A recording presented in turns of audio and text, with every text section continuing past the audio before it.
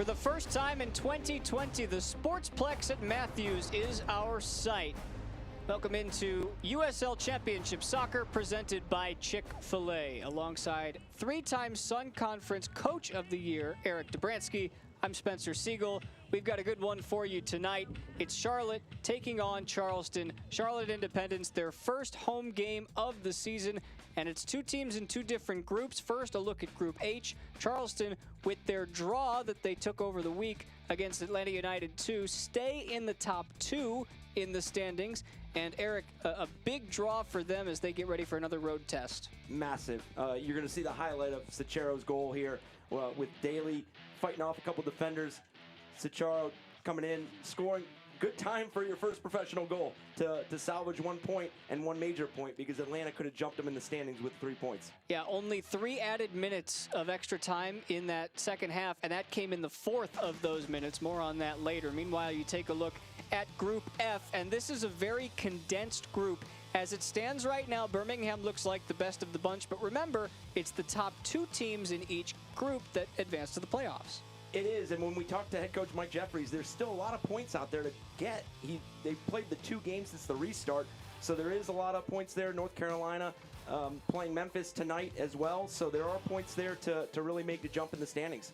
Yeah, Enzo Martinez and Dane Kelly, 2 of the USL's all-time greats. Dane Kelly, of course, the leader, as you see on your screen, all-time in USL career goals. And that's what's in store for you today. Both of those 2 will play at the top for Charlotte tonight. From the Sportsplex at Matthews, it's time for kickoff on the other side. Right here in Charlotte on ESPN+.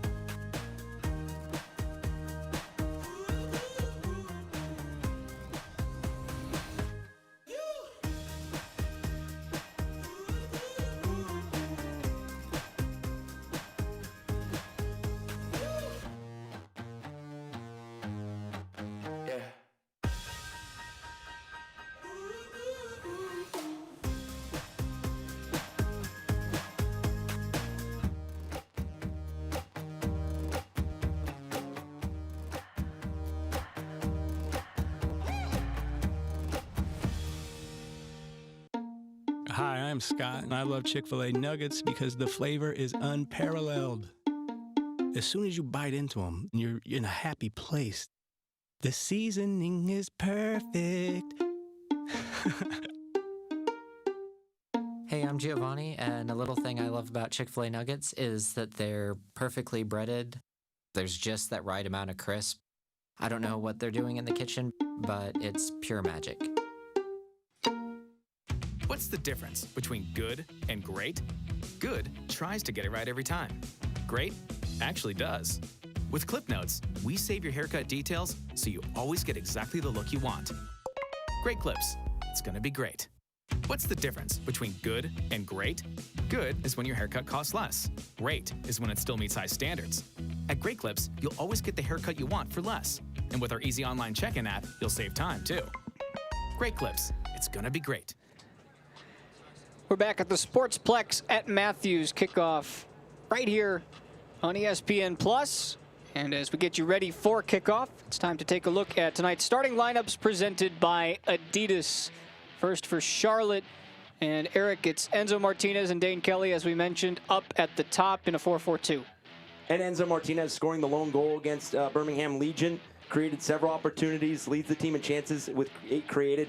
And then the former Golden Boot winner, Dane Kelly, he's got to try to get his team on the board early. I think Enzo Martinez and Dane Kelly are going to be crucial to getting a good start for Charlotte. And for Charleston, they've found some success with this 4-2-3-1 formation. And when you look at it, you see Crawford and Kelly, Angelo Kelly both in that holding position. Zico Lewis playing as a true 10, and then Nick Daly up top. And Zico Lewis and Nikhil Daly being back in the starting lineup didn't start in their 1-1 draw against Atlanta too. So interested to see how fresh their legs are and how ready they are to take on the Charlotte team. Yeah, that's why you do what you do when you have 2 games in the span of a week. 5 substitutes allowed, of course. Kyle Nelson not in the 18 for Charleston tonight, and that's just a product of trying to play out the numbers. So it's time to get us going. The first game, no fans here at the Sportsplex at Matthews. Charleston will be in their white and gold, Charlotte in the blue, and we're underway for the first time this season in Charlotte.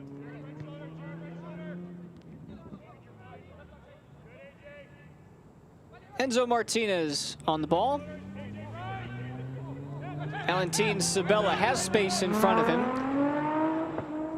Good run down the right-hand side as Joel Johnson lines up along that right side. We weren't exactly sure what the back four would look like. Johnson has played on the right. We've seen him on the left.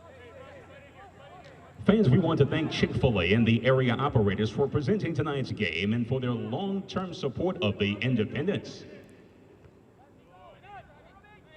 It's going to be interesting to see how Charlotte either presses or tries to get Charleston in some of these situations where maybe they can transition on them. We talked to head coach Mike Jeffries earlier this week about the start for his team, because in all 3 games, even the one back in March, they have given up early goals and they've been playing from behind.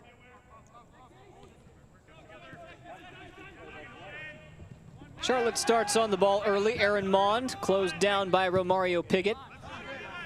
Out wide it goes for Duke Lacroix.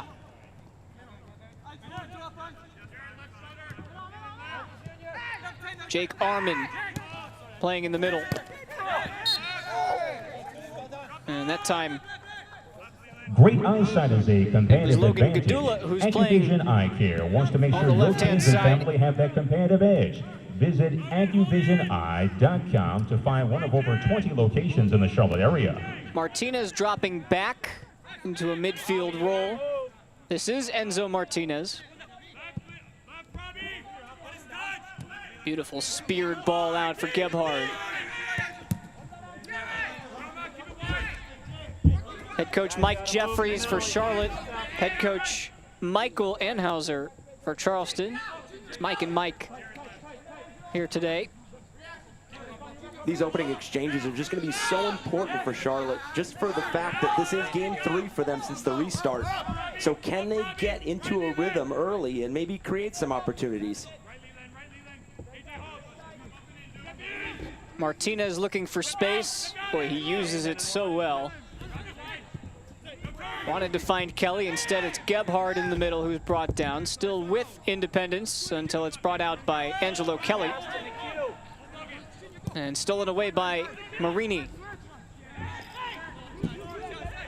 Right now, early on, it does look like Charlotte is pressing as a unit, which is something that Coach Mike Jeffries had talked about this week, was when one person presses, they do need support defenders that really pick up their marks.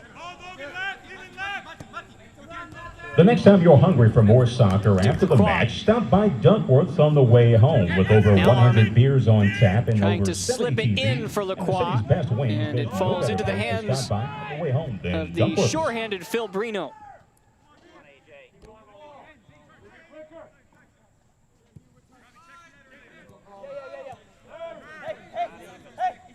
And you see Charlotte back off for the first time. Can't press for 90 minutes.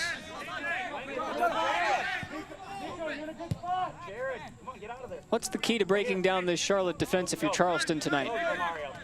Well, right now, if you can open them up, and then you could see that Charlotte's really making an intentional effort to not let Charleston play a ball into Zico Lewis, which they believe is going to be the one that kind of keeps the tempo of that offense going. So you could see it right away. They're really trying to bottle them up and make sure that that entry ball comes from different angles and is a tight one. So it's not as easy as Zico or Lewis and Daly want to make it. Nice spin move from Joel Johnson to find Martinez. Boots it outside.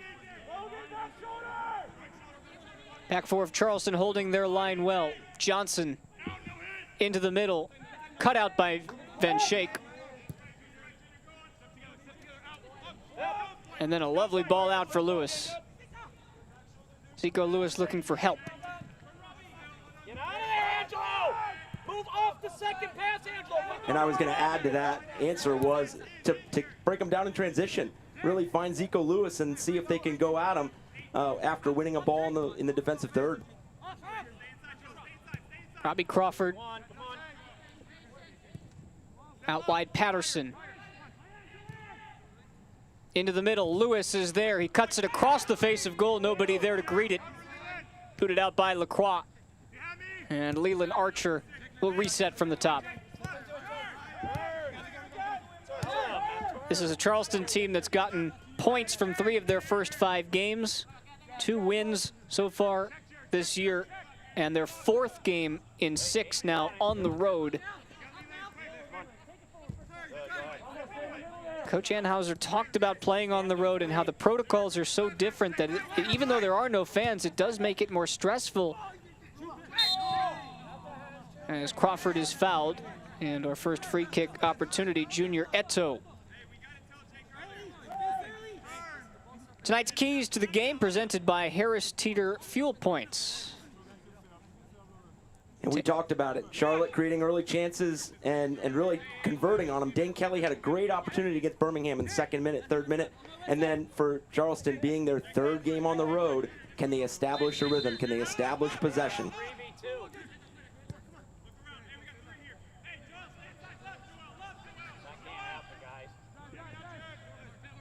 Van Schaik nearly caught in possession. Back for Archer.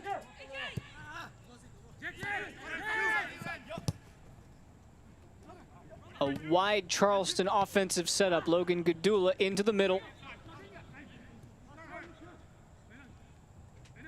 It was Daly who tried to settle it. Martinez will hold play.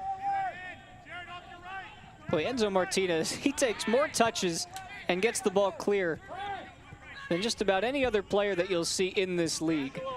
Well, and the other part of it as well is he's getting the ball so deep in his own half. Lewis is offside.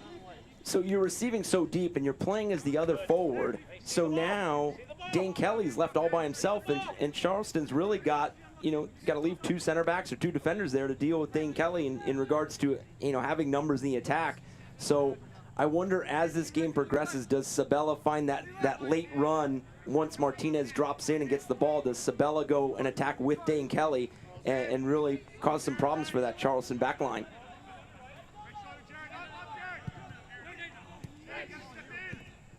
Great ball through, looking for Sabella.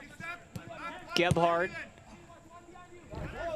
asking a lot of Lacroix. He gets to it. Bodies in the middle. Duke Lacroix finds Armin. Armin's outswinger on a bounce is in Brino's mitts.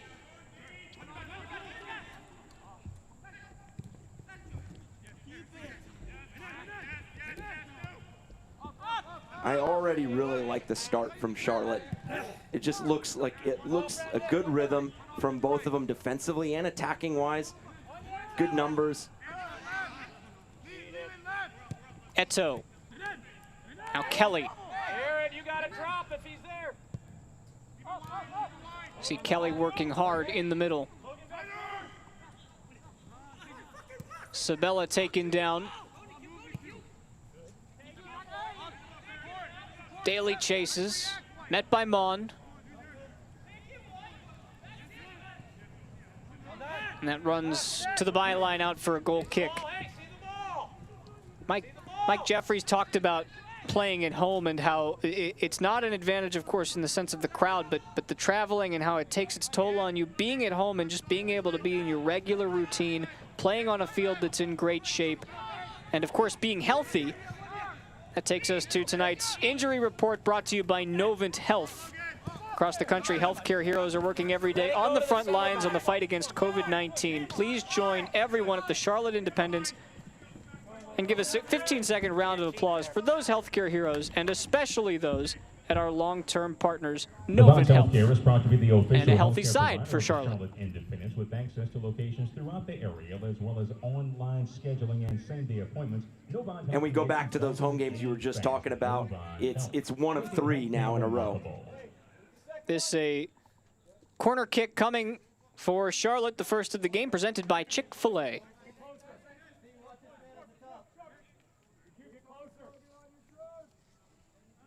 And obviously Charlotte having those games in hand. We've talked about Birmingham Legion really taking Group G, taking a hold of Group G. Martinez is in swinger. Over everybody's head. Chased down by Roberts, and he couldn't keep it in. Almost did.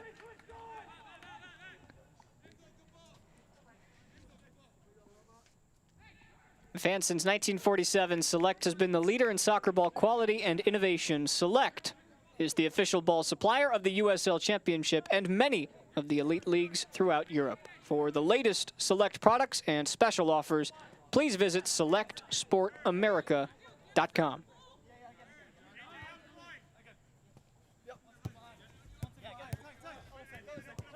See how wide Charleston wants to play, and that's a beautiful through ball up in the middle. Zico Lewis has an opportunity. First chance of the game. Lewis, shot blocked. Kept alive, though, by Daly. And that was a pretty good chance that went to the wayside. Yeah, Lewis might have been better off just keep continuing the run with the ball instead of cutting it back there. Kelly's got Sabella in the middle, Gebhardt on the far side, and is knocked out for a corner kick. And again, you go back to Charlotte. They're just so committed in the final third right now. And you did see that early against Birmingham, but I don't know if you saw it consistently through the whole.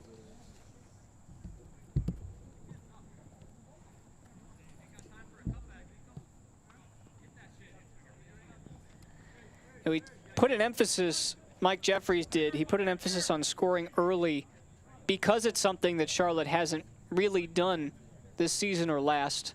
When they did, though, last year, they were successful. In swinging ball by Sabella to the back post. Roberts got his head to it, but wasn't able to do much with it.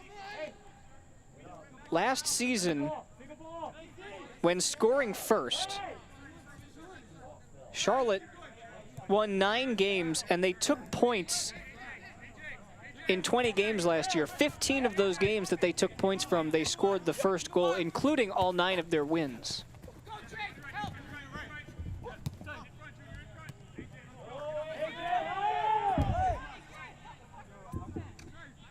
Independents have conceded first in all 3 games to start their season. It was an obvious point, and obviously I felt bad asking Coach Jeffries the question about scoring first, but it really is an emphasis that you don't want to stress your team out with the aspect of you have to score first, but it is an important aspect to get results. Here's Lewis, and that one just off to the right. Tried to go with the outside part of his left foot and just missed it. Yeah, you can already see Zico Lewis really trying to find different pockets of space. That was it, Mike. You can see him working off and finding different channels, and he's finding gaps in between the center backs, and that really helps when Daly is really moving the defenders as well. A couple of early chances for Lewis, one of 15 players in the USL to create 10 or more chances so far in 2020. And Shake does really well to keep it in play. Captained this team 3 times so far this year. Had to sit out last week after picking up a red card. And that loss to Tampa Bay, who also looks like a strong side. Rowdies are on top of Group H. This is the only meeting of the season for these 2 teams. Normally, you see them meet at least twice in a season. It's a fierce rivalry. Another ball over the top that looks pretty darn good. It's laid off. Nick Hugh Daly on his right foot, and he's brought down right at the top of the box. It's a free kick from a very dangerous position. And you can see Charleston is really patient in possession. They just keep knocking it side to side, really trying to open up Charlotte. And you can see this ball over the top and a really good ball into Daly, and he just gets stripped up there. That is, and it is right on the line. as close as it gets. If it's on the line, it's in the box, and it would go as a penalty. And that's about as close as you can get without it being a penalty. And this is one of those set pieces that, depending on what Charlotte gives you in the wall, it'll be dependent on, can you get it up and down in time to put something on frame. It looks like either Martinez or Eto'o were carded in their argument.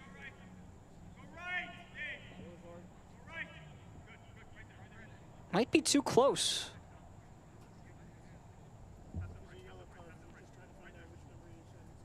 I'd really like to see if Charleston has some sort of training ground type of set piece right here where it's not necessarily a direct shot on frame. It's got a little bit of build-up to it, or somebody gets a touch before.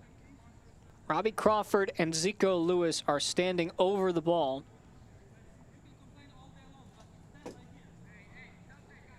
A yellow card has been shown to Charlotte's number 21, Junior Eto'o. I'll lose your answer.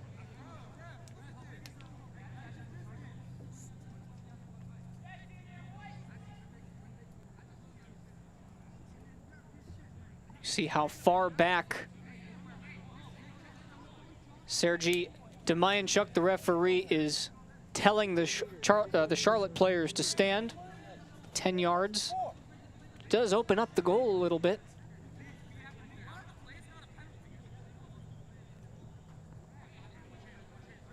Does Brandon Miller is trying to find the best angle to get in regards to seeing this ball. It's Crawford who paces back from the ball. Who will take it? Zico Lewis into the wall. And a nice clearance as well to get that thing out of trouble.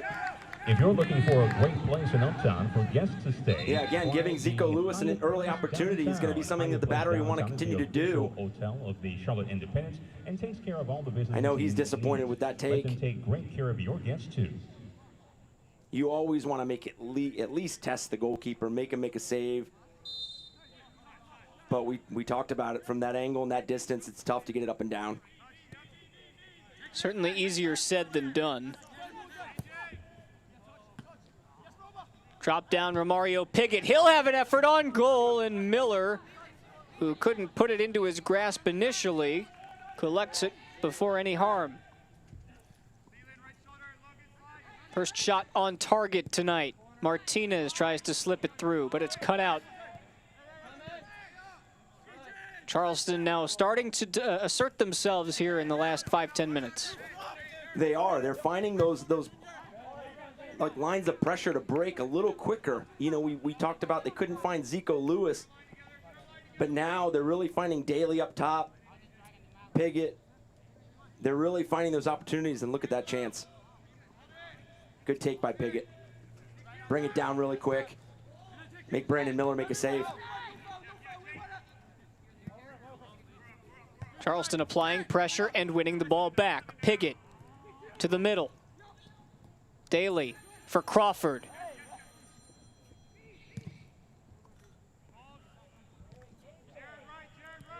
Now Charlotte's turn to run. Joel Johnson.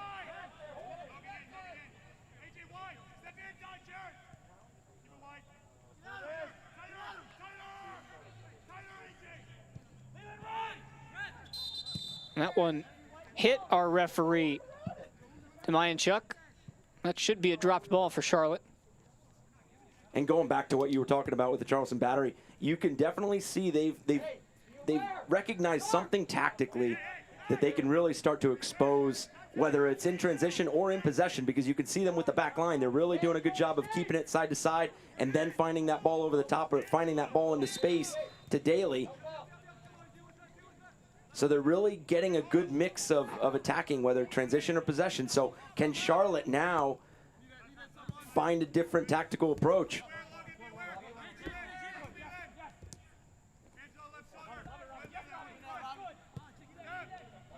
Not only see how wide Charleston has been playing offensively when they do possess the ball, but defensively as well, as it's recycled back to Miller. Da Vinci Jets to get you to your next meeting, vacation spot, or family visit. Visit Da Vinci Jets at DaVinciJets.com. And now Charlotte utilizing the middle of that field with the defense stretched. Here's Duke Lacroix. Gebhard to his left. Derek Gebhard. Closed down by Gadula and then cleared away. Out for a corner. And then you did see on that exchange right there in possession for Charlotte, you did see Enzo Martinez drop in and Sabella find that higher ground with Dane Kelly.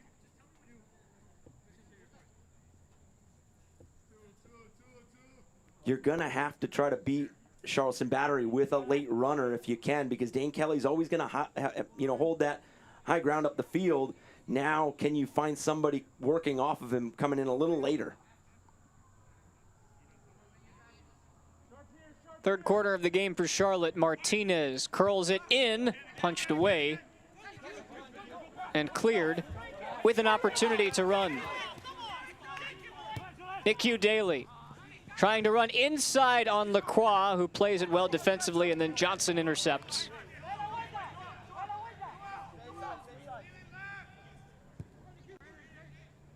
Confidently played back to Miller.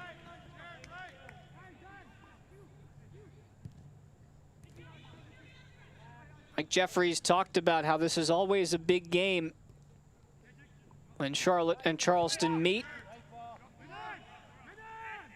It's a matchup that's been dominated over the last 4 years by the Battery.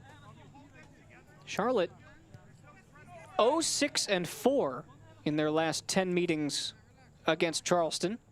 All time in the series, 8 wins for Charleston, 2 for Charlotte, and 5 draws. Last win for the Independents, April 2016. Here's Lacroix.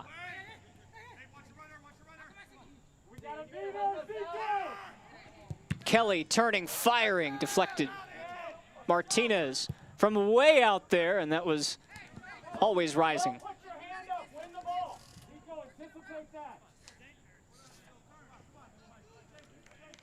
Independence fans, make sure you tune in to ESPN Plus for our August 23rd game against Miami. Match starts at 7:30 p.m.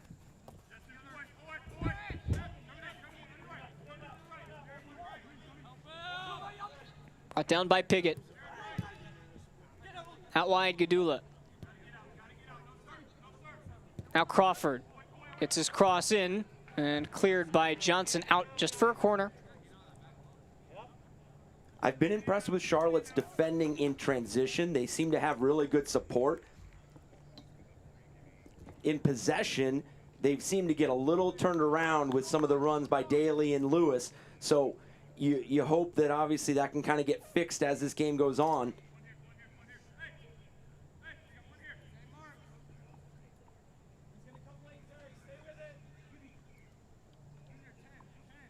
Talked about the importance of that first goal, and we haven't had any glaring chances yet, only a couple of half chances.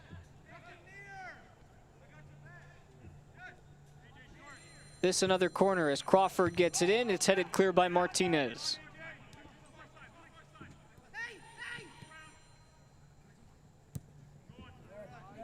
Archer's pass wide, intended for Marini. And I think one of the first steps that if you're Charlotte to get back into this group and really get back to fighting for one of those top 2 spots is those little wins throughout playing 90 minutes and really getting into a rhythm, this being your 3rd game. And this is the first game that they haven't given up an early goal in regards to the first 20 minutes. So that right there does show that they are finding their legs. They're finding a rhythm. They're getting into a good routine, both defensively and in the attack. Yeah, you said it.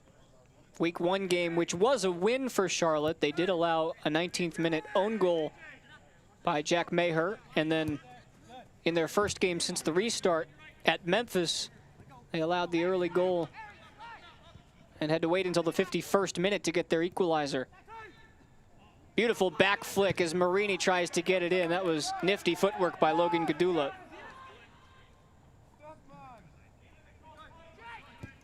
Of course,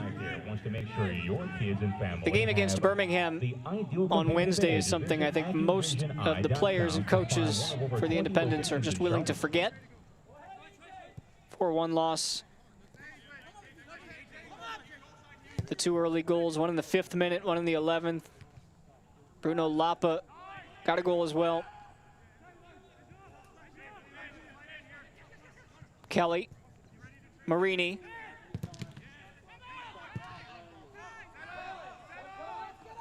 And I don't want to keep harping on Dane Kelly's opportunity against Birmingham Legion on Wednesday. I really just want to harp on the positive attack that they had throughout the game, because Enzo Martinez and Dane Kelly created a number of opportunities. It was just unfortunate that Dane Kelly had an opportunity at minute 3, and then about 3 or 4 minutes later, the Legion get on the board, putting one away. So it's not for a lack of opportunities and creating opportunities. It's just the timeliness that they need to get cleaned up a little bit here for Charlotte.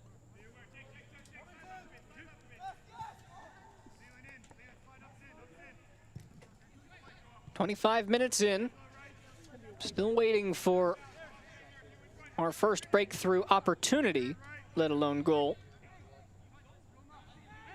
Charlotte, one of 4 teams in Group G.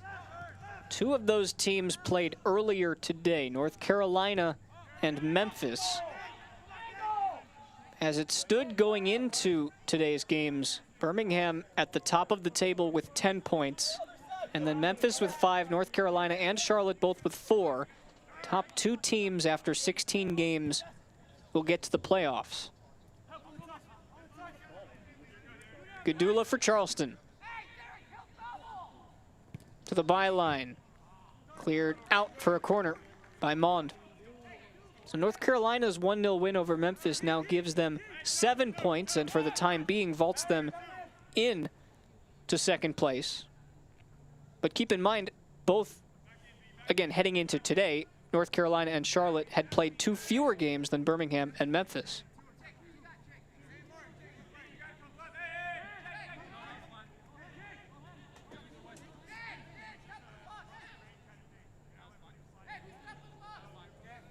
Second corner for Charleston tonight. Whipped in far, headed down only to Kelly, who looks for Gebhard, who's brought down. And that North Carolina-Memphis result, you know, for Charlotte, they have games in hand, and on top of that, if you get 3 points in this game, you're at 7 points as well, with games in hand still.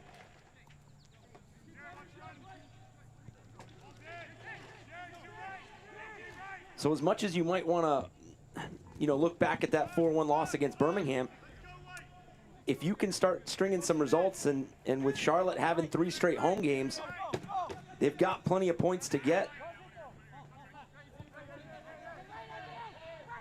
And going back to your point about travel and talking to Mike Jeffries and Mike Anhauser about the travel and the procedures about travel, Gebhard has some room. Here's Gebhard, Derek Gebhard, just wide. what a good chance for Gebhard. He saw Charleston Battery's back line just backtracking, saw the opening. But going back to the point of travel, we discussed with the head coaches about the shortened schedule and what that format looks like in regards to you're playing game 3 since the restart, and you're already looking at it where there's really needs to be some points, and you need to leave with points. And how the Charleston Battery felt after getting the 1 point on the road against Atlanta 2.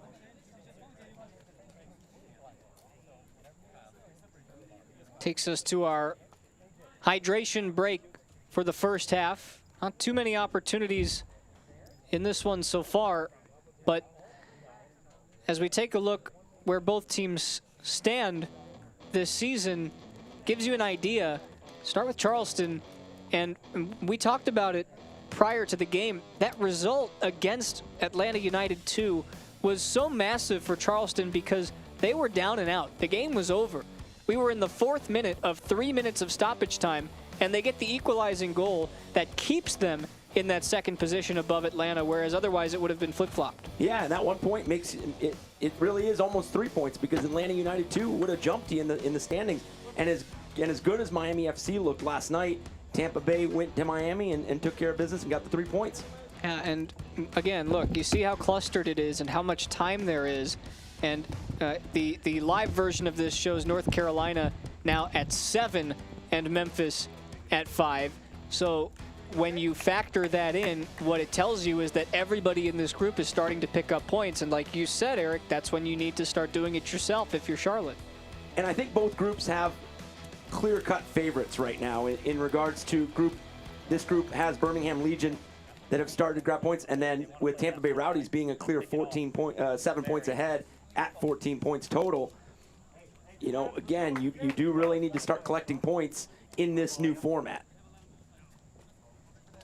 I asked Michael Anhauser about the end of that Atlanta 2 game because the entirety of the personnel on the field, off the field, watching that game, including what was put on the board, was, by the fourth official, was 3 minutes of extra time.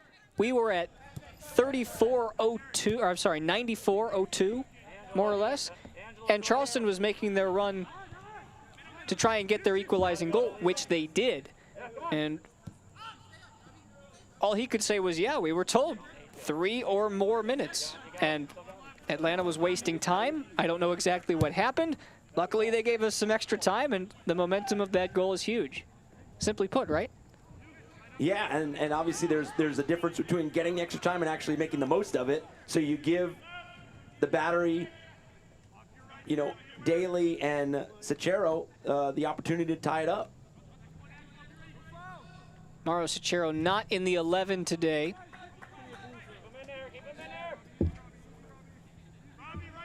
He is, however, on the bench.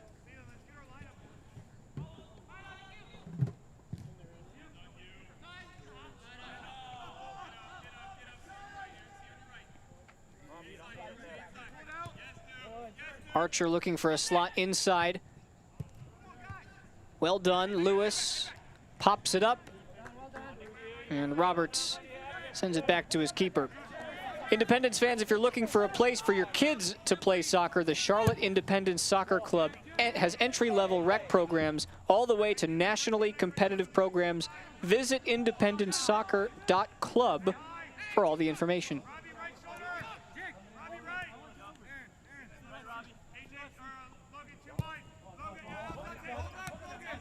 Lacroix keeps it in.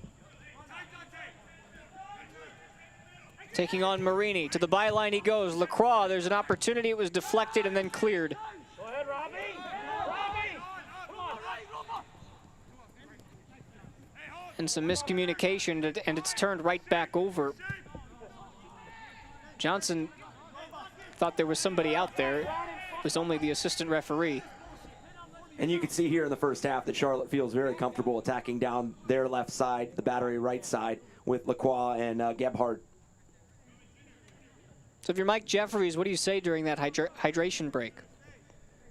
Maybe try to get a hold of the ball, see a little bit more of the ball, because I think sometimes Charlotte gets into this mode where they rush a little too much before they get the numbers in, whether it's Sabella joining Dane Kelly in the attack with numbers. I think just get on the ball, be patient, really let our shape start to develop before we go, you know, giving the ball away.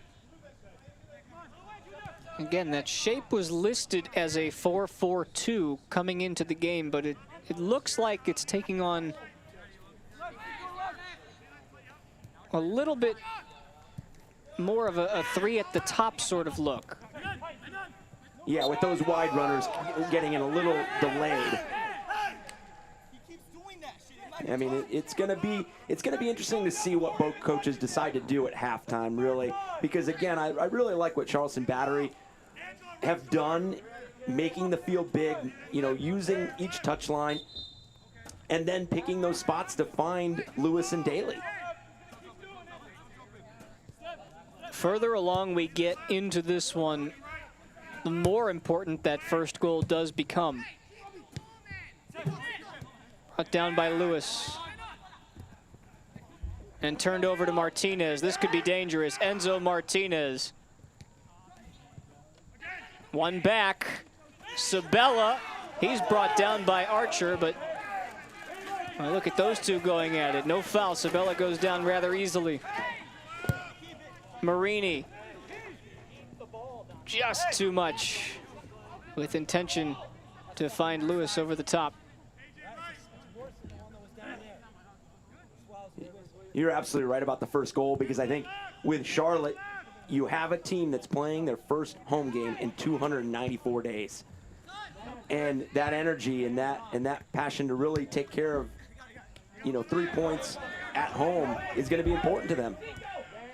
And then you've got a team in Charleston Battery that are coming off, this is their 3rd road game in a row. But coming off of the excitement of getting a late draw against Atlanta too.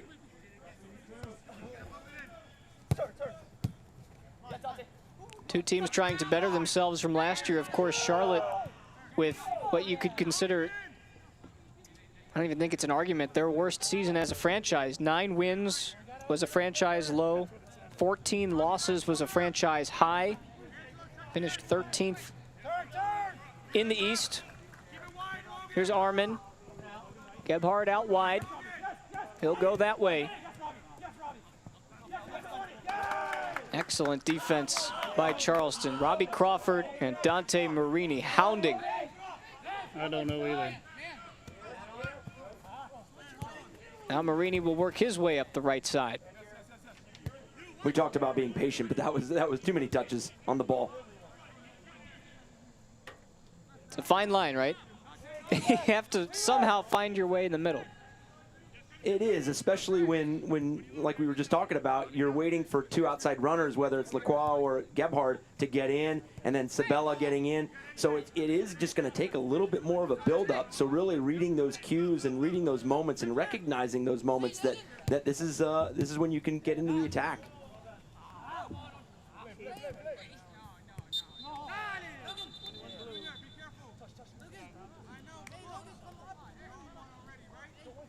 Mike Lanhauser called last year odd. He said we couldn't get over the hump. We have a few good games, and we couldn't stay in the groove, and then we'd bounce back after bad performances and have good performances. It really was. They never won or lost more than 2 games in a row last year. No streaks.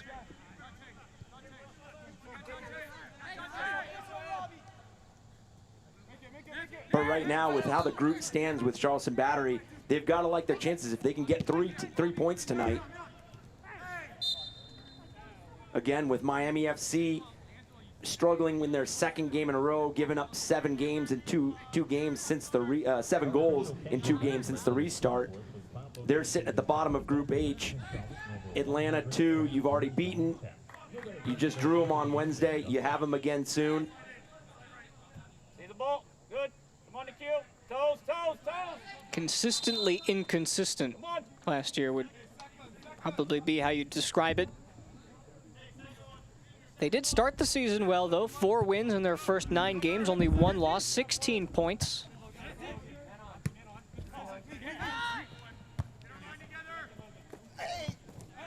Gebhardt goes down and then gets crunched by Gadula. It stays in, though, for Kelly. Dane Kelly has Martinez at the top of the box. Instead goes himself. Dane Kelly, 1-0. The USL's all-time leading goal scorer adds another one to his ledger. 79 for his career.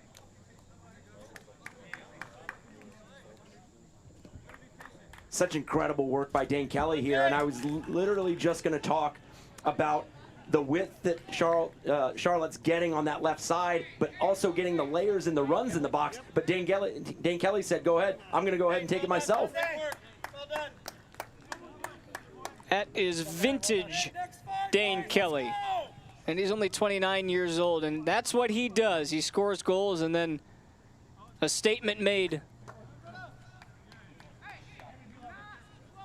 The USL all-time leader in goals, the former Golden Boot winner.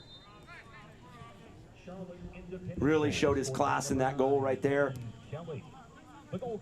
And I talked about the timeliness of scoring goals as well, not just scoring goals. And getting one closer to the halftime whistle. Can Charlotte close out this half and really go in feeling really good at home? That goal brought to you by Gatorade. Crawford tried to answer. He took a deflection and just missed the outskirts of the left post.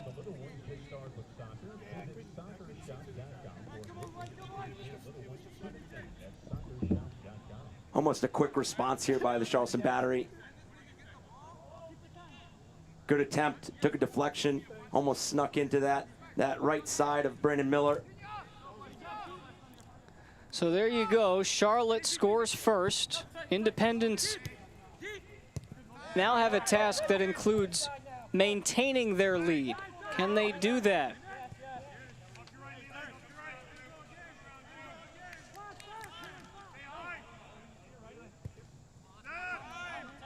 Fans, the Hyatt Place downtown is the perfect place to stay. Located in uptown Charlotte, you'll find plenty of dining and entertainment. Of course, pregame and postgame festivities will have to wait. Oh, fans through the first 2 games at least, with the remaining games to be decided. And you said it, it's going to be interesting to see how Charlotte, this is the first time in 4 games they're playing with a lead in regards to an early lead. And how do they react? Obviously, they got the 2-1 result against Kansas City, but they got scored on first in that Kansas City game. Kelly goes back to work. Armin scoots it back to Martinez. Johnson couldn't keep it alive. Charleston with a chance to retort.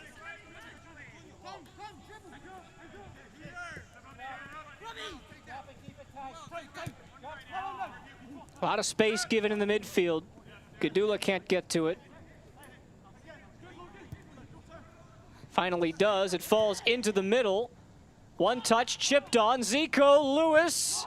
And it takes a deflection off of Mond and into the back of the net.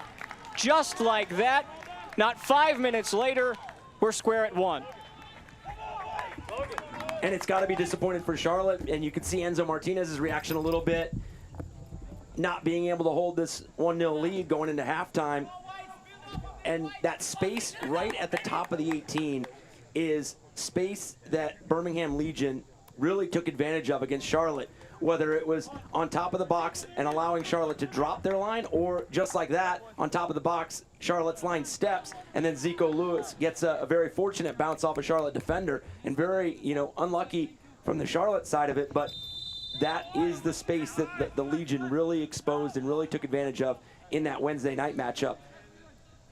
Well, time will tell whether or not that goal is actually awarded to Lewis. We don't have all the camera angles to make that determination, but that very well might have been wide had it not been deflected by Mond and could end up going as an own goal. If indeed Lewis is awarded the goal, it's his team leading 3rd for Charleston.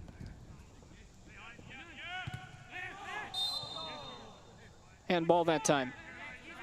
Charleston battery goal scored by number 10, Zico Lewis. They will award it to Lewis, so whether or not it was going in, it's his goal now. Well, such a well-timed run, and obviously a well-weighted ball in from Crawford as well. You could see they drove the line, the goal line. They were able to find Crawford at the top of the box. Long-range effort, always wide. So now that we're back level, what does Charlotte do to get kind of that momentum back? Because now, 5 minutes ago, you were flying high with the Dane Kelly goal, terrific goal, and now you just gave up a goal, but you're still at level. The game's still there in front of you. Martinez tried to win it back. Eventually does.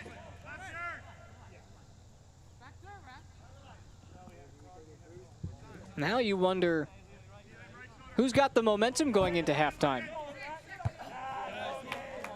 You do. I know it's really quick after the Zico Lewis goal, but I already really like what I see out of Charlotte. It does seem like they've got that energy still.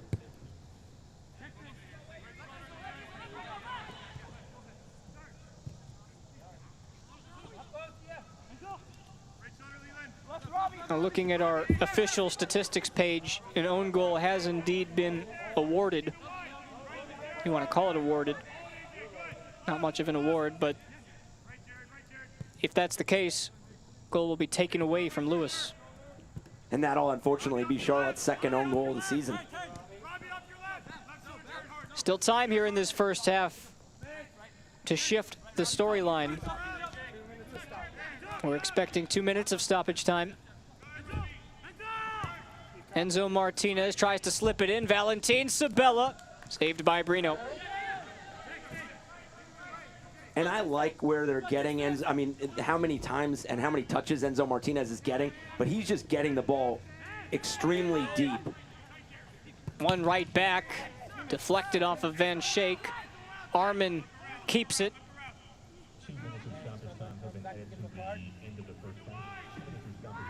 Eto. You can see Enzo Martinez trying to find some of that space on that left side.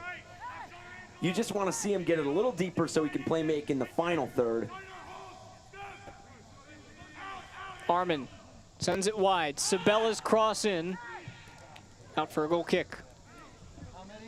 Yeah, Sabella's going to want that service back. He did have good runners and decent layers there to that service. All right, forget about momentum now for a second. Which coach heading into halftime is happier? I mean, I would go with Mike Anhauser because I think throughout the 45 minutes here, the Battery have seen more of the ball. You said it earlier, I don't think either team has really created clear-cut chances, but I think the Battery have really kind of made their tactical, whether it's in possession or transition, I think they've really made it known what they're trying to do and what they're going to do. Those second balls in the midfield, those ones that are flicked back from Daly back into the midfield, those are being won by the Battery. So if I'm Mike Anhauser, I'm feeling pretty good about us moving into the second half. Chick-fil-A halftime report coming up. We'll take a look at some highlights from the midweek action, including both of these two teams and what they did in their games on Wednesday. Been a fantastic season so far for the USL in what is a sprint and not a marathon. Armin wants to go forward one more time. He will. Lacroix tries to sneak it through. That's a Charlotte throw. Instead, no. Left for Charleston. That should be the half. It is. That'll take us to the halftime break, 1-1. Thoughts on that first half? Really good for both teams. Obviously, Charlotte, unfortunate not to be able to take the lead into halftime, but I really like what Enzo Martinez is doing for the Independents. So both teams will talk it over, and so will we when we come back. Highlights, stats, and more here on ESPN+. 1-1 at the break.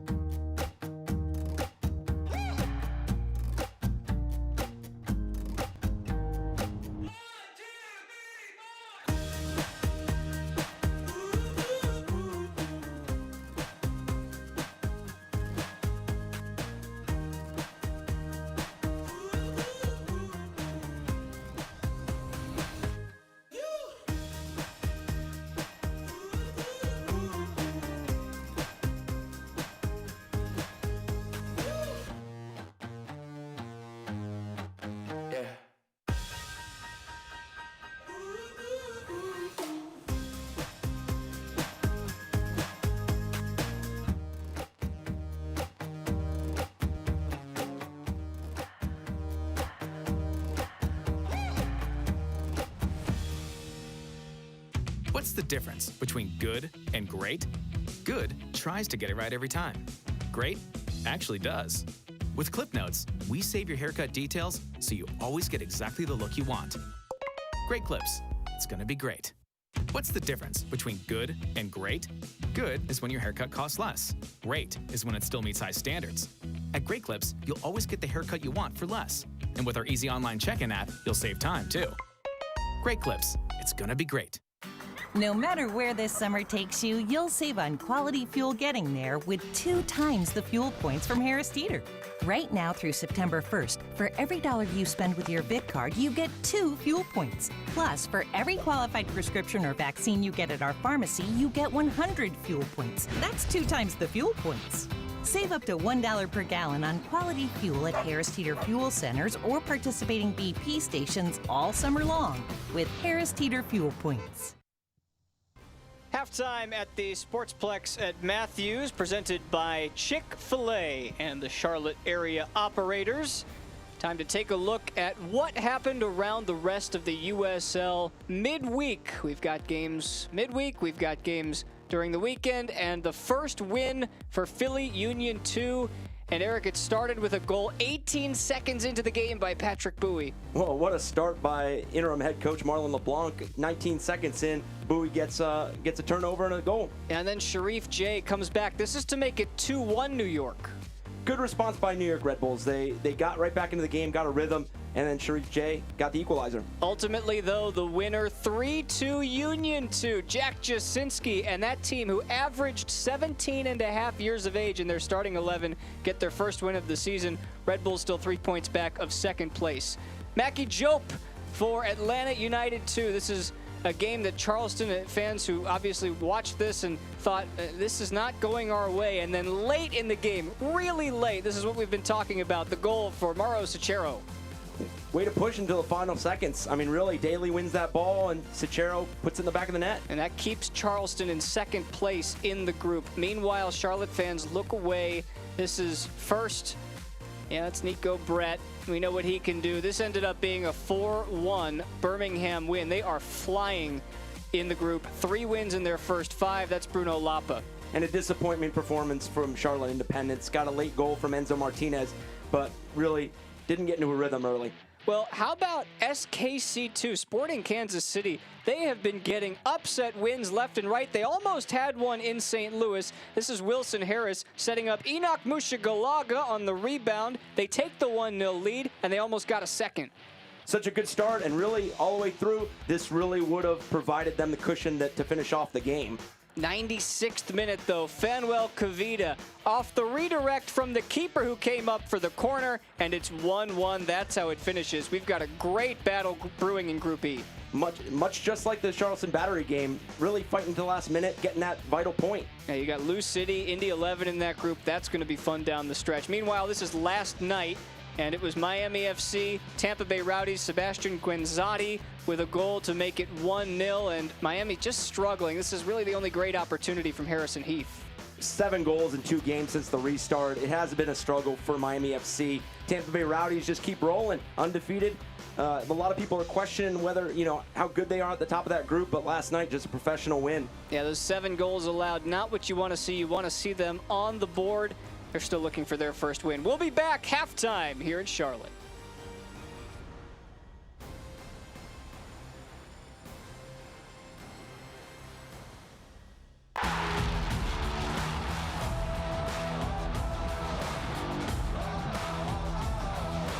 The USL is proud to bring professional soccer back into our communities and across the ESPN family of networks.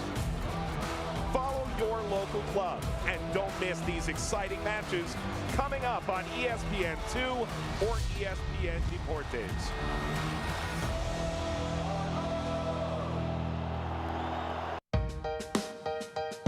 Dr. George Champus from Northwestern and U.S. Soccer's Chief Medical Officer joins me.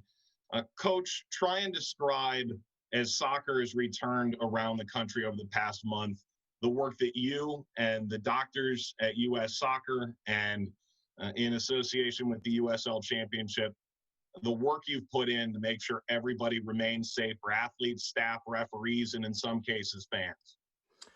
Well, Mike, first, it's great to be with you, and watching the USL getting back on the field is really a special thing. To be perfectly honest with you, it's been a collaboration across, I think, our sport in the United States. I think it's what's been really, while we've seen so many challenges with regards to COVID, one of the really good things is seeing, all of the leagues come together from USL to CONCACAF to NWSL to MLS to NISA, all of us really banding together as a single sport to find a pathway that is first and foremost healthy, and putting our players and all of the staff, coaches, announcers, referees, a top priority. And then subsequent to that was looking at our youth game, that we as a federation, can we create a very responsible guideline that really resonates across the sport.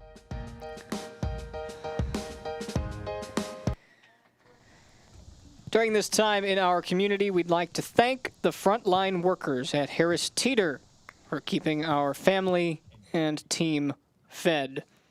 As we come back to the Sportsplex at Matthews, take a look at some news and notes from around the rest of the USL. It's starting to heat up. You see Marlon LeBlanc getting the win in his head coaching debut. What a win that was for Union 2. You just saw the highlights. Who's your player of the month in July? Yeah, I mean, you've got to be excited about, a lot of different teams making moves, and obviously the season, with the shortened season, a lot of these, games are really important. Yeah, I'm still thinking that the boys in Phoenix are all the players of the month, the way they've been playing, although they're in a tough group too, so you certainly can't rule out what teams like San Diego and Orange County have done. Phoenix and New Mexico later tonight. San Diego, Las Vegas later tonight. How about some scores from the rest of the USL going on today? Big slate around the Da Vinci Jets scoreboard. Right now you see North Carolina got that win earlier today. That's the only one that's in the books besides the game yesterday in Tampa, or rather in Miami. Pittsburgh at halftime have the lead on Red Bulls 2, who are currently on the outside looking in. Birmingham and Atlanta in a big matchup as well. That could have some ramifications too in these groups. And that result with North Carolina Memphis really puts a lot more pressure on Charlotte to maybe try to get 3 points tonight instead of just the one, because they do have Birmingham at home coming up next. Yeah, Birmingham at home next after just having played Birmingham, of course. So that takes us to our standings presented by Duckworths.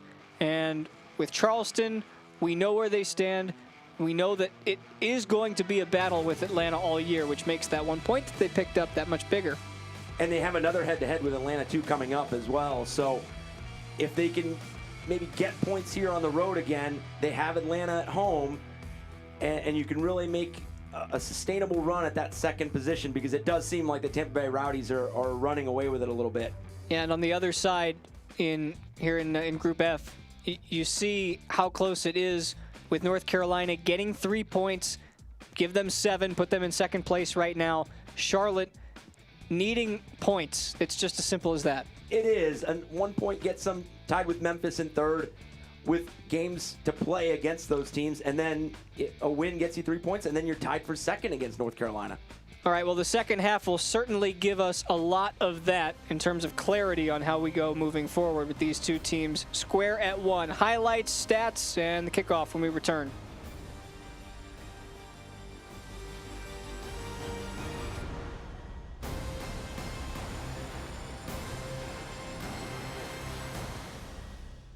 What's the difference between good and great? Good tries to get it right every time. Great actually does. With Clip Notes, we save your haircut details so you always get exactly the look you want. Great clips. It's gonna be great. What's the difference between good and great? Good is when your haircut costs less. Great is when it still meets high standards. At Great Clips, you'll always get the haircut you want for less. And with our easy online check-in app, you'll save time too. Great Clips. It's gonna be great. Hi, I'm Scott, and I love Chick-fil-A nuggets because the flavor is unparalleled. As soon as you bite into them, you're in a happy place. The seasoning is perfect. Hey, I'm Giovanni, and a little thing I love about Chick-fil-A nuggets is that they're perfectly breaded. There's just that right amount of crisp. I don't know what they're doing in the kitchen, but it's pure magic.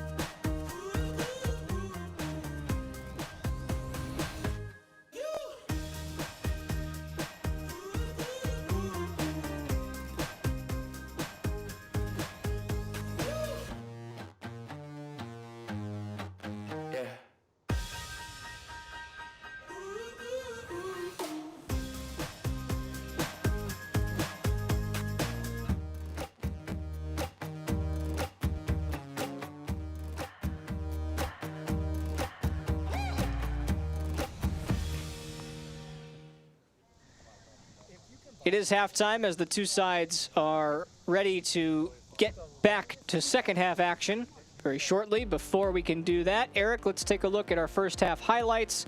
And, well, it starts with a couple of opportunities in this game for both sides, really. And the first one came at the feet of Romario Pickett. And this is going to be something in the second half that I want to watch out for, is those second balls that Daly can either flick on, or Zico Lewis, and you see Pickett really being the beneficiary of that. That was the only save in the first half, believe it or not, as Derek Gebhard gets the opportunity for Charlotte just wide. Yeah, Gebhard sees their back line kind of drop a little bit. He saw that space and figured he'd test it. Now the two goals. First, how magnificent is this? Dane Kelly doing what Dane Kelly does. He tracks down a ball and then scores. Well, and then Dane Kelly recognizes there's not much support behind the defender. He can go 1v1, and then the finish here is just class. Bending around Brino. Gebhardt's reaction in the back is what gets me right there. Oh my goodness. And then 3 minutes later. So thankful to get the early goal and be up 1-0, but then it was a little short-lived. Just like Charleston's done in this first half, they do a good job of winning the ball higher up the field. Good timed run by Zico Lewis, and really unfortunate here for Charlotte. Yeah, it goes as an own goal against Mond. It was Lewis who got his foot to it, and then the deflection. And it makes it 1-1, and that is where we stand right now. So how about our halftime stats? Brought to you by Brightway Insurance. 3 shots on target, 2 of them went in.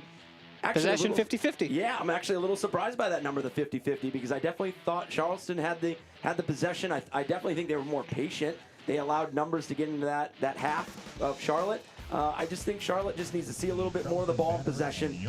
I would like to see Charleston really be a bit more decisive in the final third. They're really getting good numbers in. They're finding decent space, but you know, we saw it early. Zico Lewis taking a touch backwards. When he could have kept going, continuing the run. So some of that decisiveness in that final third for Charleston, they might be just questioning themselves a little bit too much once they get that ball up there. That's Eric Dobransky, Spencer Siegel here with you. Happy to have you along on a Saturday night. It is just past 8 o'clock Eastern time.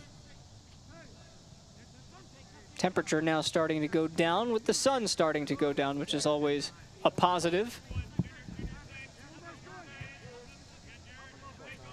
And we do have a halftime substitute. Remember, you get 5 substitutes and only 3 windows, not including the halftime window to make those subs. So they do not lose one of their 3 windows, but it is Ray Ortiz who comes in for Charlotte, and Derek Gebhard's night is done.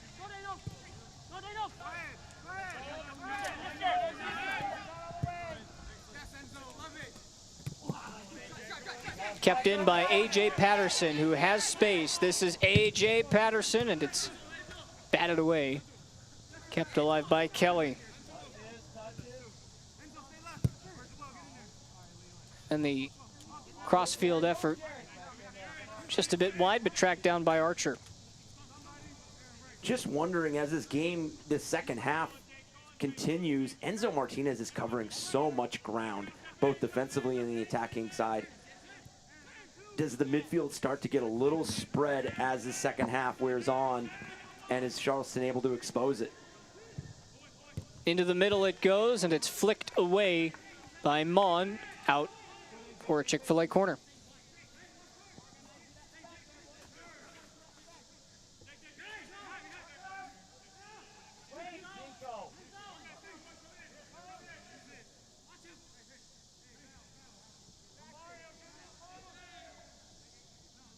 First corner of the half. In it goes. Kelly got his head to it. Out for a goal kick. All right, Eric, finish this sentence for me. The team that wins this game will do what in the second half? Really control second balls. I think that second ball deflection. Hold on. Here's Kelly. Got to keep your eye on him, and he just couldn't track it down at the last second. Quality effort, though. You were saying? Those second balls are going to be crucial because some of those, you know, Charlotte is looking a little bit more direct, where they're looking for Dane Kelly, they're looking for that ball back, and Charleston's kind of mixing that in with the possession and the counter, finding whether it's Zico Lewis or finding Daly. And I think those second balls in the midfield, and that's why I was bringing up Enzo Martinez a little bit there at the beginning of the second half, was does Charleston start to see a little bit more of that midfield play and see those balls really falling in their favor with the Charlotte midfielders maybe, again, having to cover up and back and really, doing a lot of work. First home game for Charlotte Independence in 2020. They'll have 8 of them. Brandon Miller gets to it, the Charlotte keeper who went to Charlotte Country Day High School. Team of the week back in March. Made a career high 10 saves. He's got over 300 saves in his career. And entering play tonight, 16 saves. Top 5 in the USL. I will say this as well. You asked before, you're going into half, which coach would be the most pleased with his team's performance. And I did say Mike Anhauser, but I think Mike Jeffries has got to go into the halftime, happy with what he's seen from his team and the response, because you can already see there is more rhythm and there's purpose to the play. It's a great 1-2 flick out for Lacroix, who then catapulted it off of his knee out for a goal kick. I mean, they did give up the lead there, but they look better than they did on Wednesday, defensively and in possession.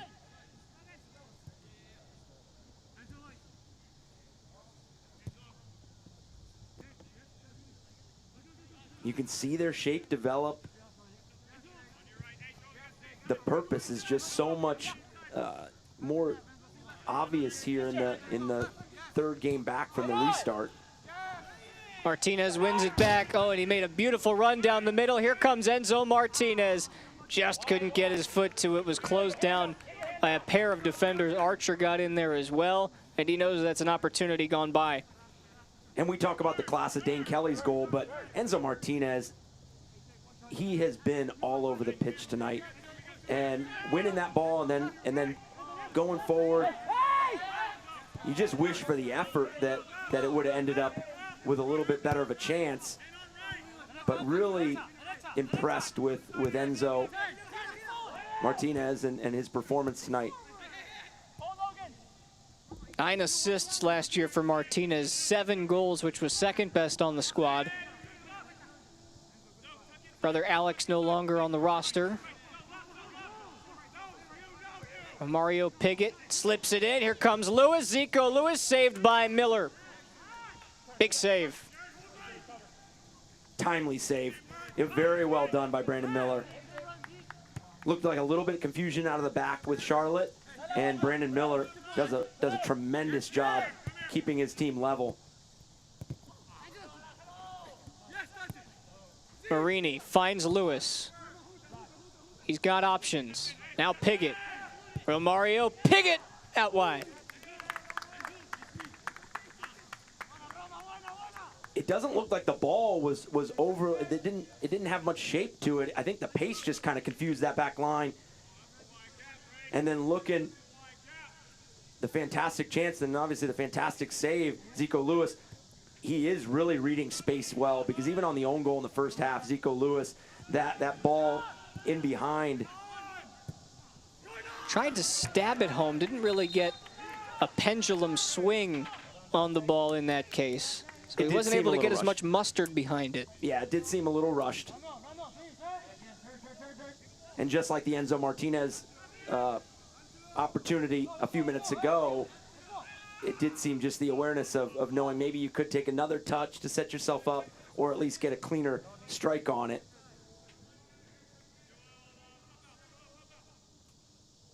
Big emphasis for both coaches, really all of the coaches in the USL, these first 3-4 games back, is about finding your energy as a team.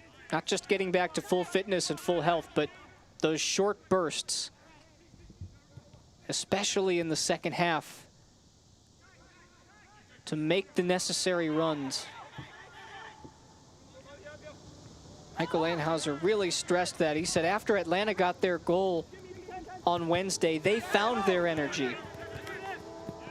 We were just trying to stay in it because the game started to slow in the second half, but he felt his side did play better.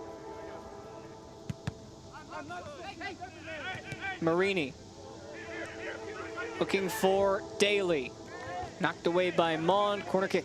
And building on your point right there, when we got to talk to both head coaches this week, you could see that they were both in different aspects of their season so far in regards to managing their roster. Wednesday with Charleston, Mike Anhauser really, made it a team win. Zico Lewis didn't start, Daly didn't start. Taken short. And he harped on what you were just talking about, that importance of staying fresh and staying energized. Whereas Mike Jeffries, this is only the third game they've played since the restart. So a lot of the same players have been in all three games because they still really are trying to find that rhythm to get going in this season. So you can't make too many changes.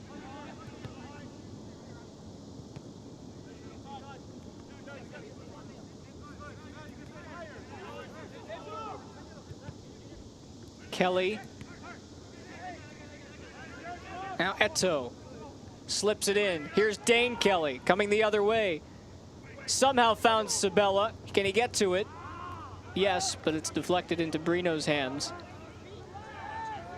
When talking about energy, there were studies done on the restarts in Europe that basically said, look, all of these players, despite the fact that they're playing without fans and that it's been several months since they last played, it's not affecting their energy level and their output on the field.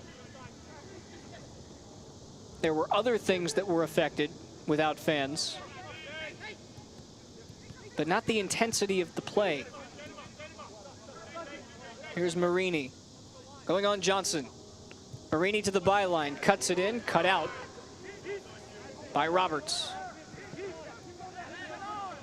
And I think the energy of the players when they score goals and even saves like Brandon Miller's, that energy as well is still there. And you'll hear many of the players talk about it.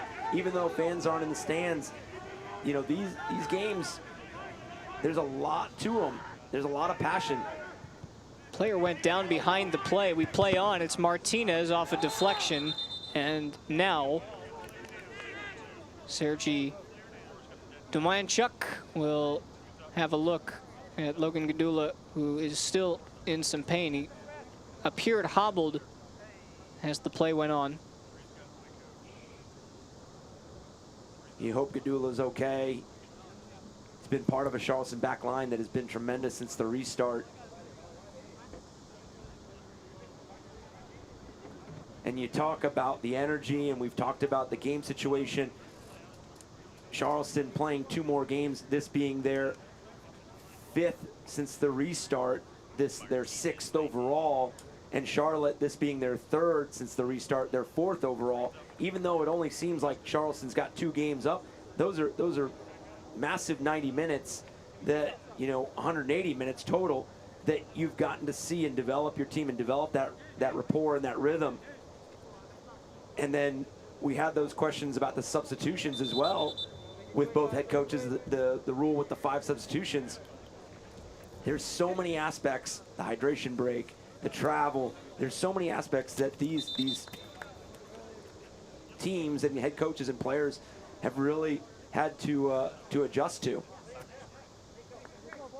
Yeah, Michael Landhauser said that it works really well to be able, with these 5 substitutions, to ease the players into the season because hey, I can get this guy 45 minutes or maybe 60 minutes in the game. And it's nice to get more players in the game, especially not just from a return to play aspect, but normally when you play 35 games, you get the chance to incorporate younger players into the game just to get them that 5-10 minutes here or there and the experience. Now, with 5 subs, even though you're playing fewer games, you can still do that.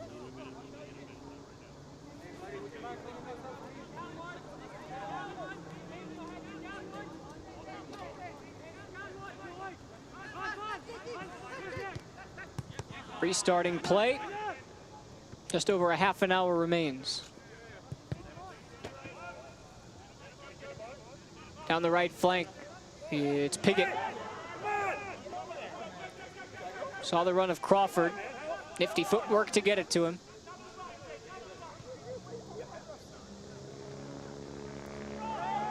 And to your point with the experience and the subs, these are meaningful games.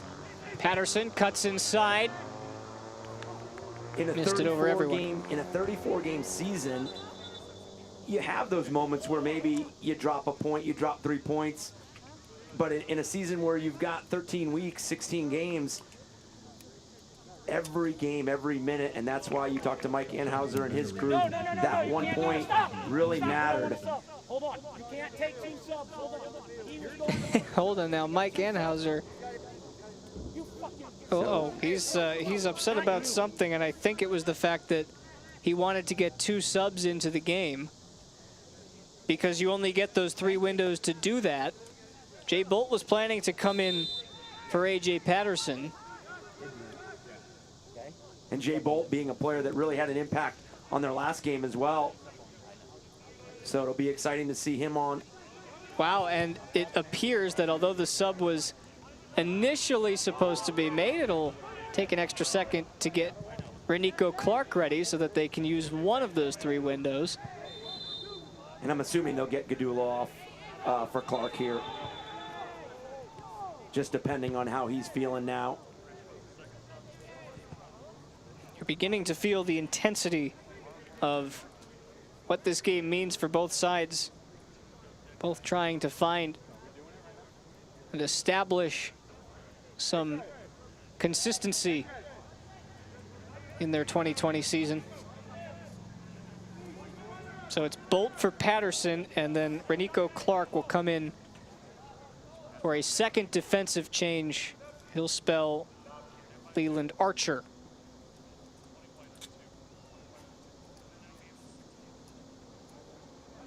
Yeah, going back to your point with the intensity, as this game wears on, you got 30 minutes here.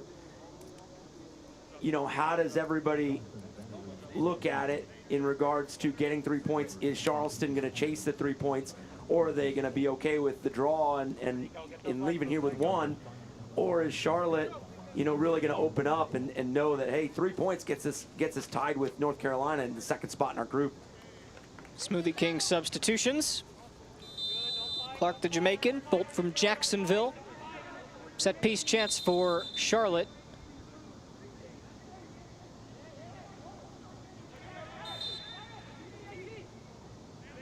Martinez stands over it. He'll swing it in. Punched away by Brino. And the flag goes up. And luckily it does look like Gadula's okay, with Clark coming in for Patterson.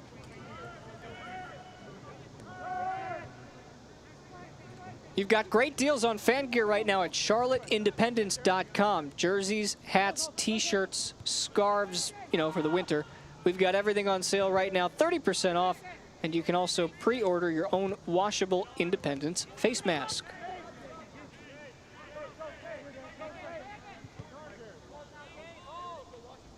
See how the 2 defensive-oriented substitutions play for Charleston.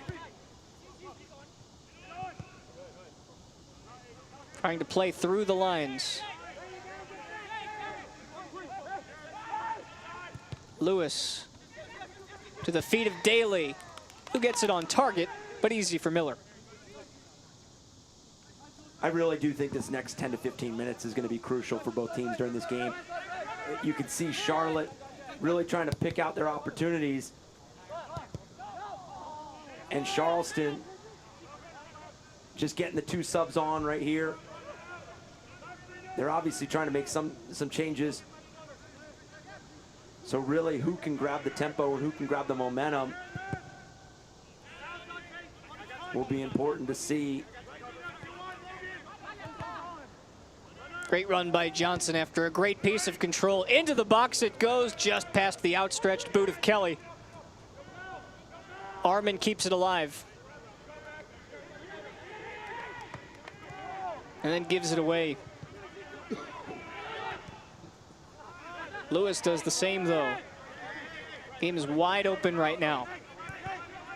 And it does seem like that pressure that we saw Charlotte put on the Battery early in the first half, we've seen it come back out here.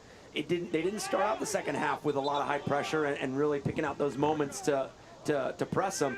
But you can see now, you're right, it's opened up. And for me, I think Charlotte, every time they can win the ball higher up the field, it's going to be a positive thing for them here against the Battery.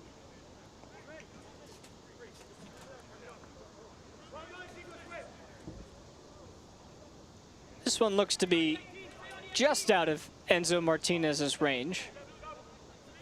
Although I guess you wouldn't put it past him. Not set up for it though. Sabella, he'll pop it in down the right side. Roberts gets his head to it, flicked on and over the bar. Out for a corner, and Brino is hurt.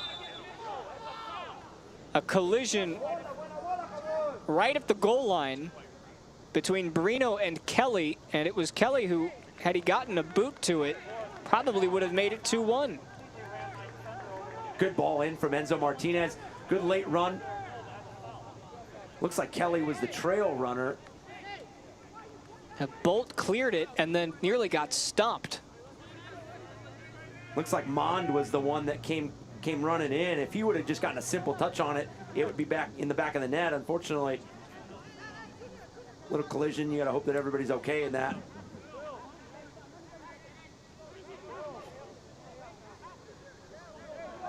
Brino back to his feet.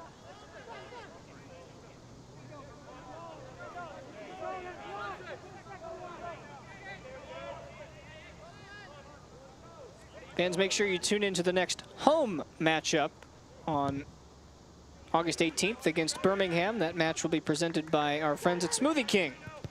All games can be seen on ESPN+.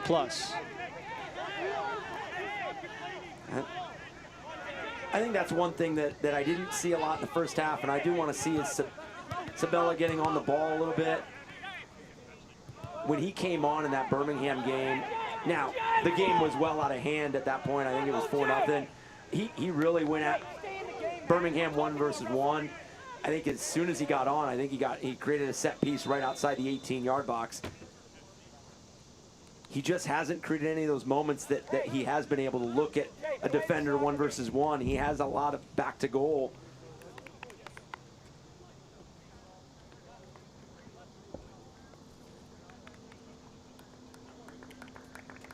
You see the two subs here.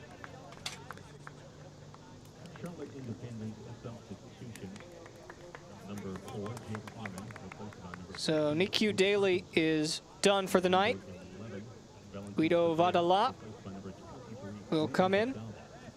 And we see Luke Hackinson play a more defensive role for... Well, as soon as I said I wanted to see some more from Sabella, they bring him off and bring Vadala on. I said Daly, I beg your pardon. That's Vadala in for Sabella. And Hackinson for Armin.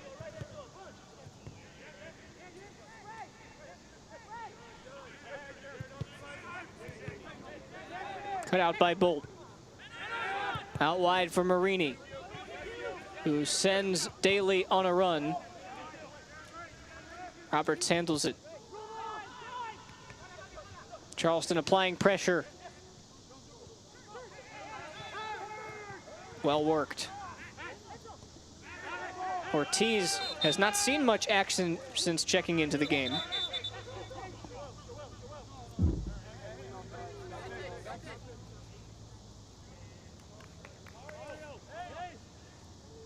This is the point of the game where the subs start to come in bunches. Deshaun Nemhard or Dante Marini. Stavros Zerakostas for Mario Piggott.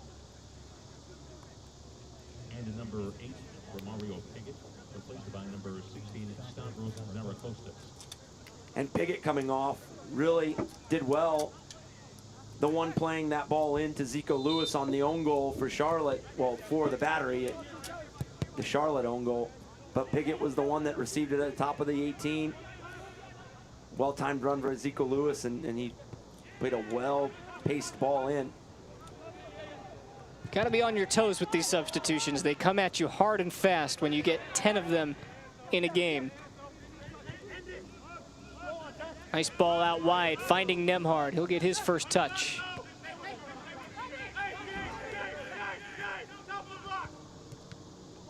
Crawford has space. He'll throw it in there.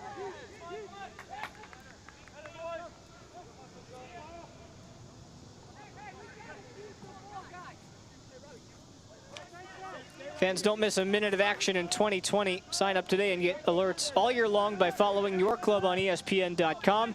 Search for your club and then click the follow button to keep up with the latest news and scores. Plus, get reminders on your club's next match. Go to ESPN.com now and click follow.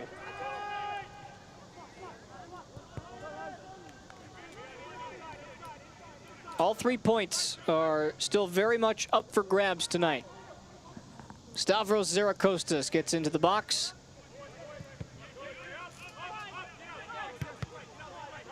Bolt for Nemhard. Swings in his cross. It falls to the middle.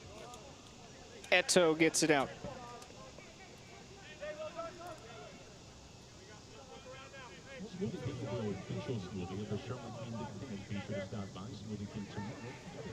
Definitely seems like these subs have come on and felt really comfortable already for both teams.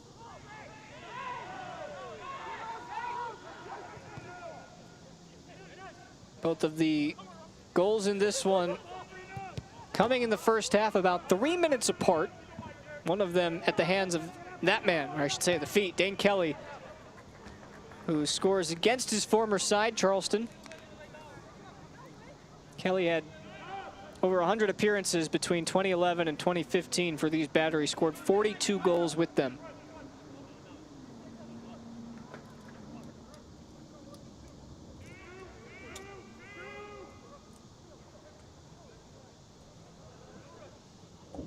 I really like how Charlotte's finding that immediate ball to break pressure, and they're finding opportunity. Obviously, Dane Kelly did a great job here of getting a corner out of almost nothing. Ray Ortiz into the box, to the back post. Mond with a head, blocked away by Brino. Save of the game, Phil Brino keeps it 1-1. And this is the second time Mond has gotten in on a set piece. What a wonderful save by Brino, keeping his team in it. You wonder if Mond would have wanted to put a little bit more on that, and maybe it sneaks by Brino, but fantastic reaction from Brino. Both keepers coming up big right now, and both of them have at least one save in this second half that have kept their team level.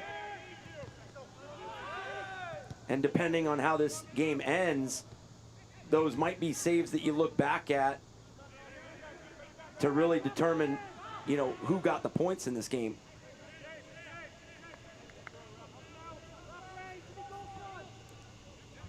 The difference between 1 point and 3 points, or on the other side, if you give up a goal, 0 points and 3 points in a 16-game season, it's just massive. I would almost argue, you know, I've been saying really the first quarter of this USL season that each game is the equivalent of playing an NFL game, right? 16 games.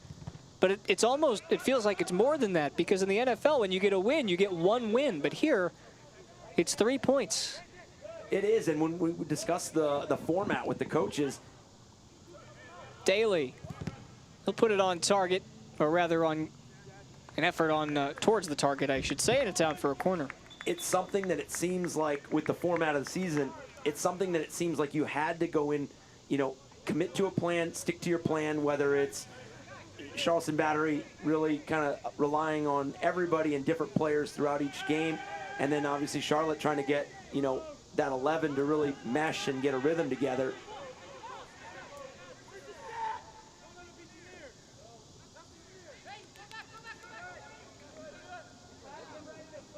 Charleston's turn at a corner after we have a quick word. Gadula was taken down. Aaron Mond, who does have a goal in this game, just for the wrong team. Almost got it back himself. Al Lewis, low cross towards Kelly.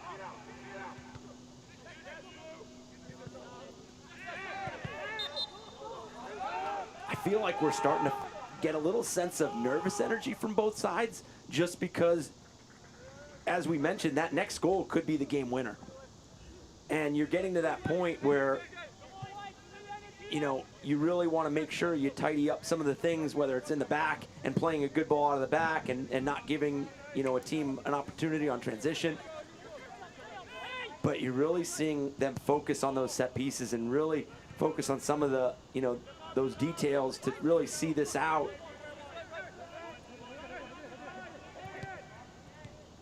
Charleston have used 4 of their 5 substitutions in this one. Charlotte have used 3.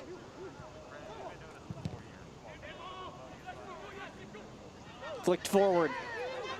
A chance to run. It's Stavros Zerakostas. Onside is Daly. Nemhard floating into the middle. He's right there. Deshaun Nemhard. And that was always wide. Yeah, you could see Mon step there at the last second trying to get the battery offside, and he just stepped a second too late, and they were going to be in if they were on the same page.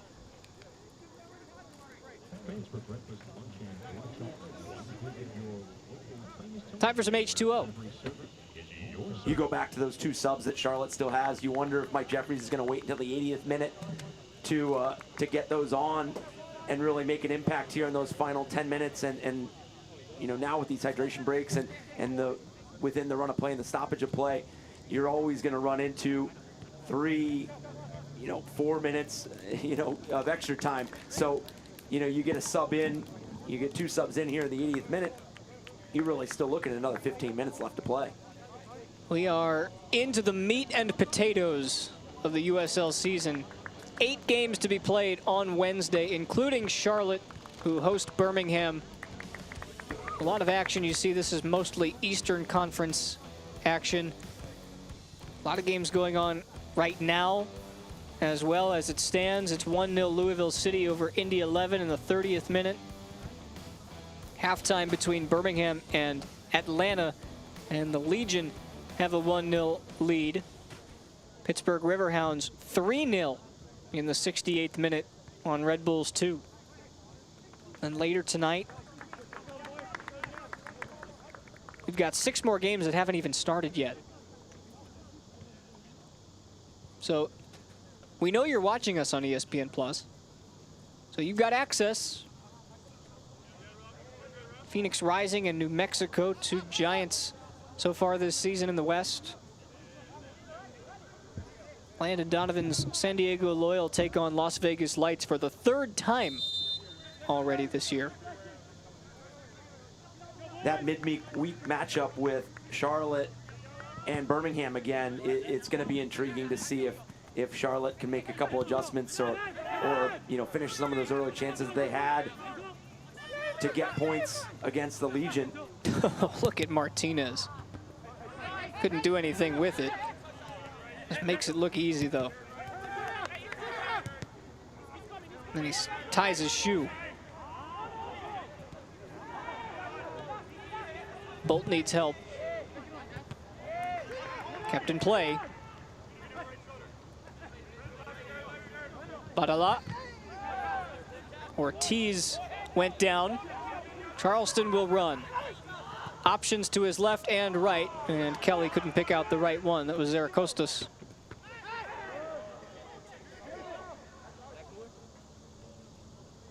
And again, you see how open the play is right now. 15 minutes and change. And Mike Jeffries from Charlotte's going to be very happy with the way his team transitioned there on the counter, because they had really committed numbers to that attack. And Charleston really, if he could have picked out the right ball, could have created a really dangerous opportunity for themselves. So really well done by Mon. Organizing that back line and not making it an opportunity for the other team. Boy, that's Dane Kelly hustling back and playing some defense. He's not just a goal scorer, is he? You can see Charlotte pressing the battery higher and higher up the field. You saw Dane Kelly, not even in that moment, but in the moments previous, chasing the Charleston Battery defenders into their own 18. So it really looks like Charlotte wants these 3 points. They always do, but tonight, especially their first home game, coming off the result against Birmingham, you could see really them lifting up the energy right now.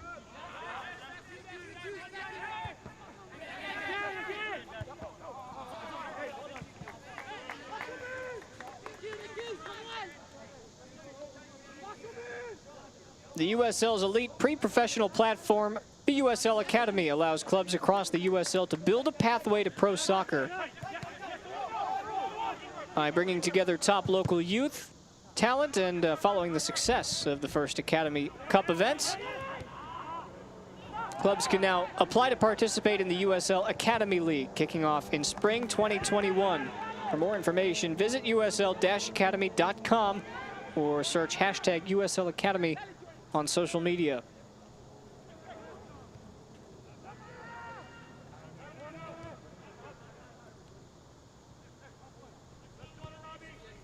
Time starting to tick away as we get towards the final 10 minutes and change. Eric, do you see either team stretching themselves to go for that 3 points? I would dare to say that's going to be more of Charlotte right now. But you could also say for Charlotte, they've got games in hand. Martinez, Kelly, just wide. Almost a second for Dane Kelly, hooking up with Enzo Martinez. How close was that? And that's, I go back to the comment that I was just making, was they are seeming to find some of these balls in behind the Battery back line, and Dane Kelly almost got his second one of the night against his former team. These opportunities just, they seem to be coming a little bit more for Charlotte right now than the Battery. I wonder if they can go ahead and take care of one of these. So that's what I would think is Charlotte's probably a little bit more open since they do have games in hand. Their first game at home, 3 points takes them a long way. Bolt hustling, and then he is fouled and goes down. He went down awkwardly, and he's clutching his knee. You hope he's all right. Whereas in the Battery, points-wise, you know, 1 point gets them to 8 points, you know, and it still keeps them in that second position in their group with a home game coming up against Atlanta. So you can go head-to-head. Well, one thing in this game that we've seen from Charlotte, Eric, and this was a point of emphasis from Mike Jeffries midweek, is the possession game. He said we really wanted to see more of the ball. We've always prided ourselves on being a good possession team, and we really haven't moved the ball the way we want. Now, that's not as much the case here in the second half, but you saw the halftime statistic, 50-50. Right now it's 53-47 for Charleston, but that's a vast increase for Charlotte over their first 3 games. They only had the ball for about 108 minutes of their first 270 on the pitch this season. That was 40%.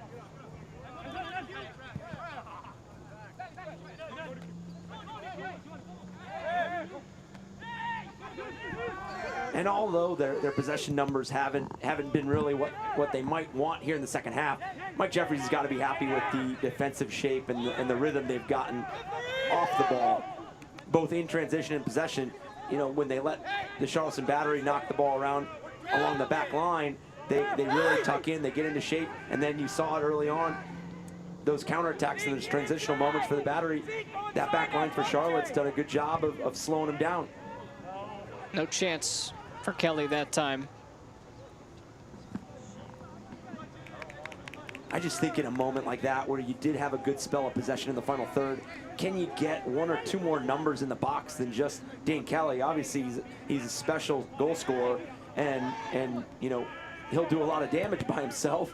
But in a spell like that, can you get 1 or 2 more in the box there for Charlotte?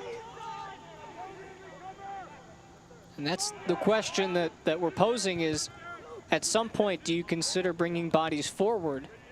Right now, they're just trying to focus on the top 3, Vadala being one of them, coming on as a substitute. Bolt back in the game. Ball stays in play.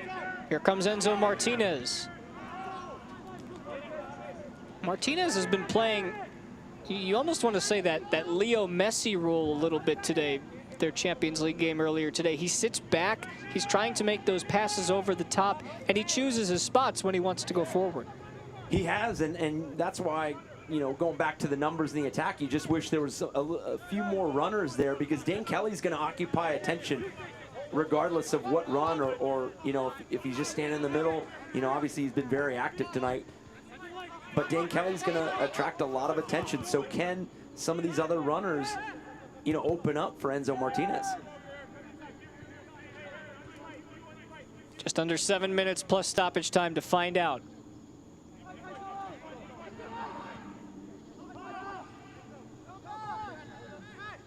Angelo Kelly.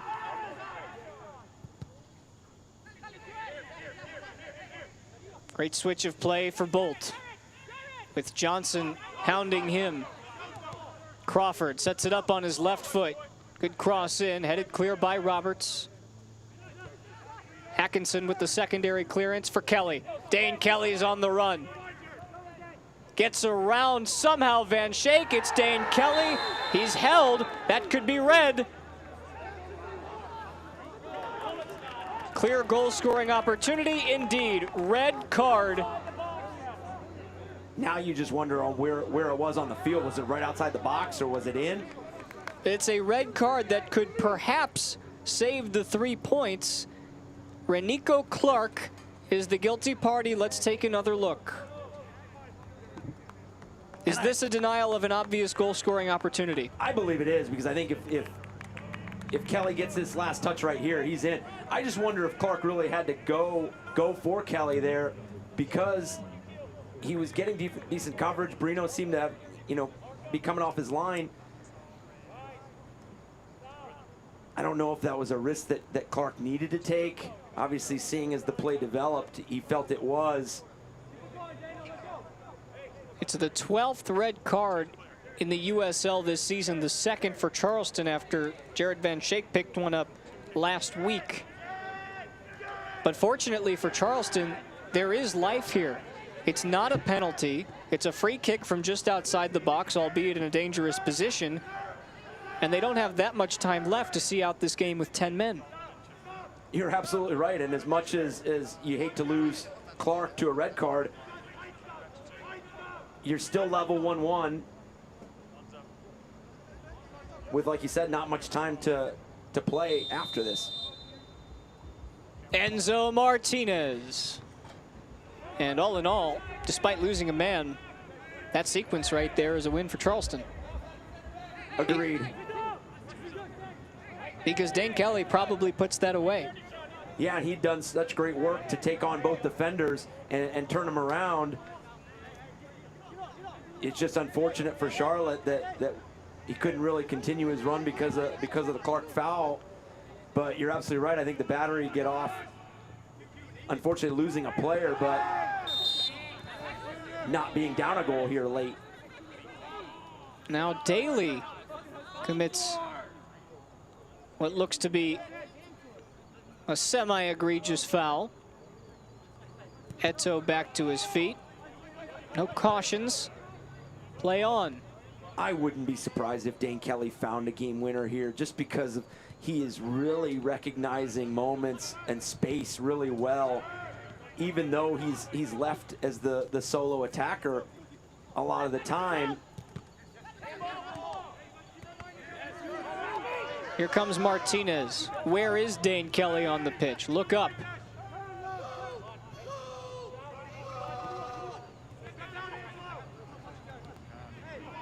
Badala. Hackinson. Martinez unmarked. Enzo Martinez just wide. You could see as soon as Martinez sprayed that ball wide, he was creeping towards the 18 in regards to really wanted that ball right there. He probably just wishes he would have put it on frame. He had a really good look at it there. And especially now here with Charleston down to 10 men, you wonder if this really does flip the momentum in regards to Charlotte now, instead of maybe being okay with the 1 point, really pushing for the 3. And then now on the flip side with the battery, are they just going to really tuck in, you know, hunker down and try to leave this road game with a point? A point seems at this point for Charleston like a win.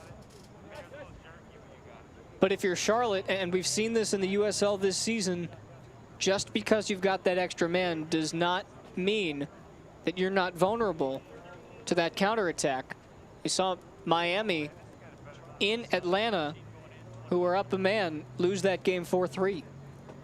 Yeah, and then even with the time remaining, you might get that false sense of security a little bit of, hey, we don't have that much time. We can really force numbers. We can push numbers, and then maybe you leave yourself vulnerable for that counter or that set piece that gets Charleston a late goal.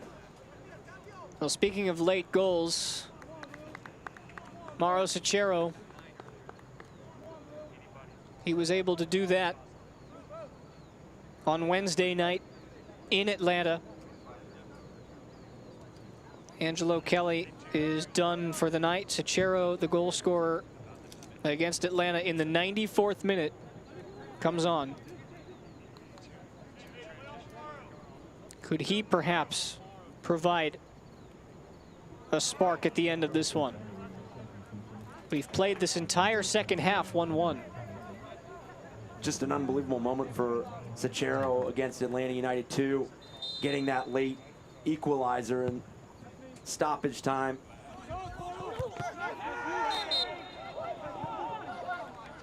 Turned 25 years old last week, did Cicero. First season with Charleston. He was drafted in 2018 by FC Dallas.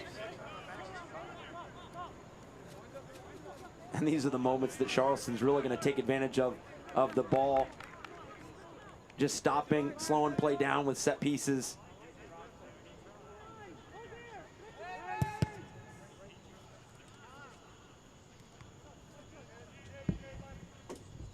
We'll have 6 added minutes at the end of this one. Plenty of time for the tide to turn either direction.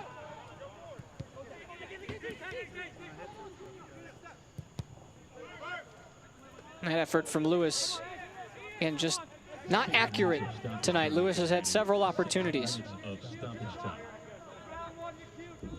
See if Cicero can be the hero from Wednesday night with the late equalizer. He gets 2 extra minutes here in stoppage time. 12 shots for Charleston, 3 of them on target. Martinez. Vadala. Martinez. Back for Vadala, just out of his reach. And really, out of those 3 shots on target for Charleston, that one in the second half was Zico Lewis. That half break that Brandon Miller makes that tremendous save. 2 more games at home for Charlotte after this one. Wednesday night against Birmingham. Saturday against Memphis. Wednesday the 12th, Birmingham 7 o'clock. Next Saturday, Memphis 9:01, 8 o'clock. And then they go on the road at Miami FC, a team that is yet to pick up their first win. We'll see whether or not they have it by then. Right flank, Vadala. Cut back inside. This time it does fall for Vadala, but it hits him on the elbow. Not according to him.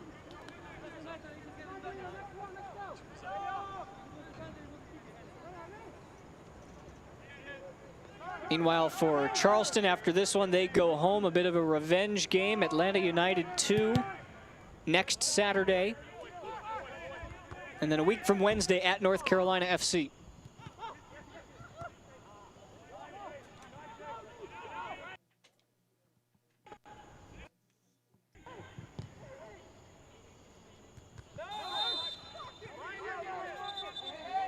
And this is, for these 2 teams, the only meeting this year.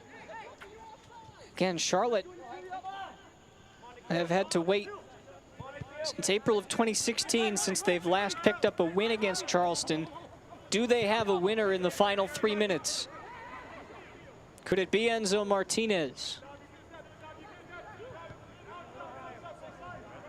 Out wide. Effort long range. Beautiful save from Brino. Now that might become the save of the match right there. Late here in stoppage time. Brino moving to his left. Looked like Ortiz. Yep, that was Ray Ortiz, who was inches from a game winner. But a corner kick for Charlotte. Bodies forward. Martinez sends it in low. Cleared away and out for a throw. Lewis gave it everything he had. Unfortunately for Martinez, for somebody that's having such a good game, you want something a little bit more from that service, something that really gives your team a chance to get something in on frame and in the back of the net. You could see as soon as Ortiz got separation from the battery defender, he got his head up, and he really got a look at where Brino was, struck it well, but Brino just makes a good save. Atkinson sees the book. 2 minutes to go in what has been a physical rivalry-esque game.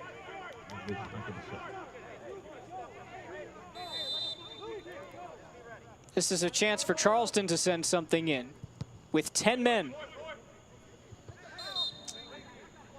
And we'll go back the other way. Yeah, you can already see Charlotte on the restarts. They're trying to get it going. And Charleston is trying to put their foot on the ball on the restarts and really be, timely with them. Atkinson has space. Closed down by Bolt. Atkinson off the deflection. Time for Sacchero.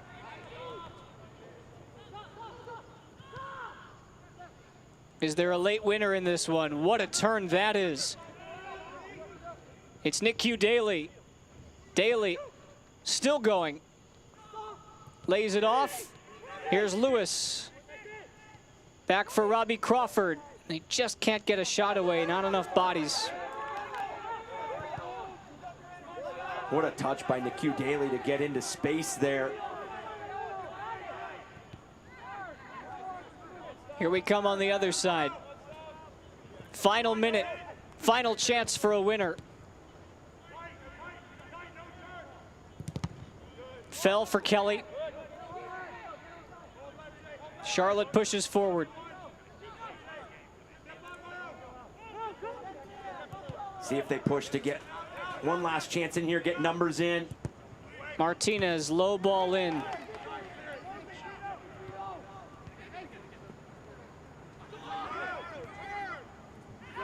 Look at all that space for Charleston Battery. Sacchero wants his men to move forward. There's still time here. Saracostas is fouled. Charleston will go quick. Will they take it towards the goal or be happy with the 1 point? Indeed, it ends 1-1 here at the Sportsplex at Matthews. Charlotte still have to wait for their first win since the restart, but they do get a point here tonight. Get a point that draws them level with Memphis in the standings, gets them a little closer to North Carolina. I would dare to say both teams wanted a little bit more out of that game towards the end, but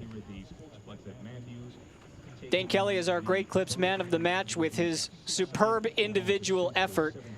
And we'll take a look at it on the other side of this break. Full match highlights when we return. 1-1 at the Sportsplex at Matthews.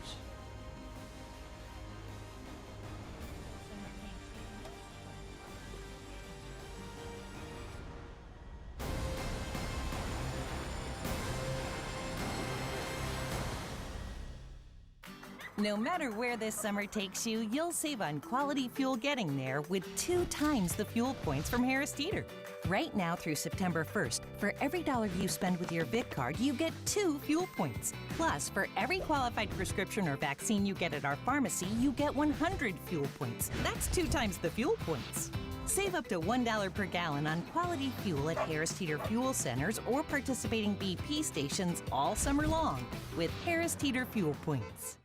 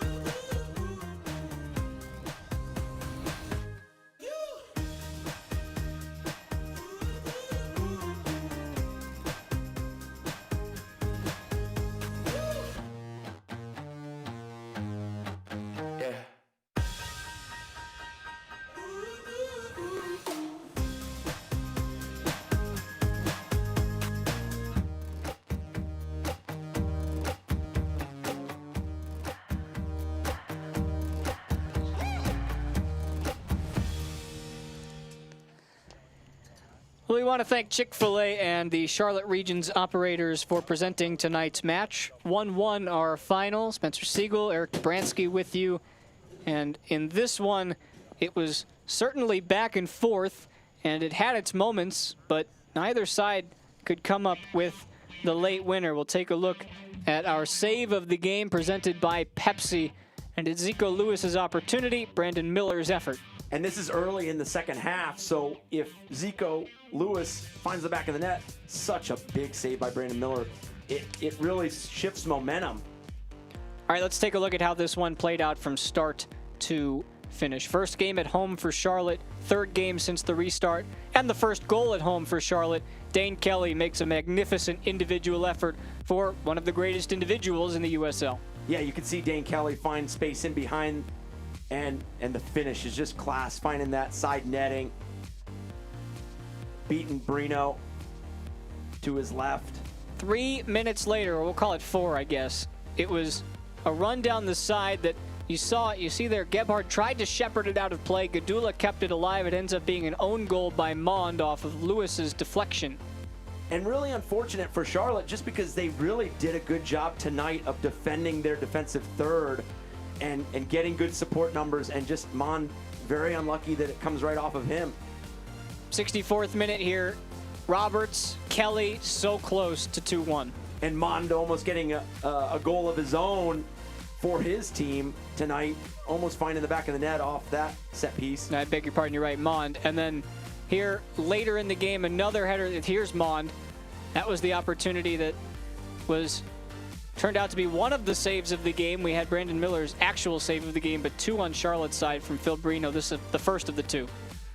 And in the 84th minute, you see here, this is after a chance for Charleston. Dane Kelly comes the other way. Renico Clark, denial of an obvious goal-scoring opportunity, red card. Yeah, and really, as unfortunate it is to lose Clark to a red card, it really did save them a goal and might have kept them with the 1 point, because then the ball goes outside the box for a set piece that sails over the bar. Yeah, how often do you see that? And then here, last chance really, Ray Ortiz almost, but Brino with another huge effort to keep it 1-1.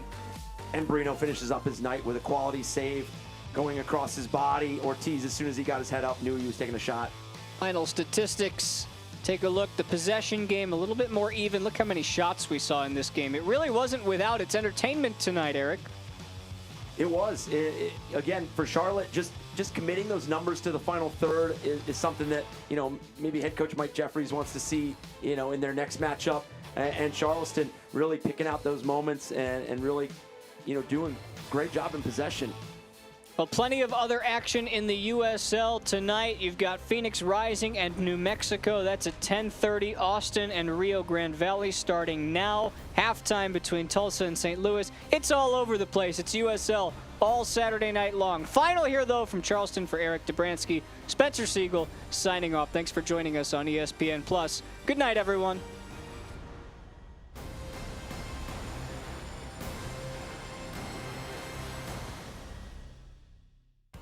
This copyrighted telecast of the United Soccer League Championship cannot be retransmitted, rebroadcast, or reproduced without the expressed written consent of the United Soccer League Championship.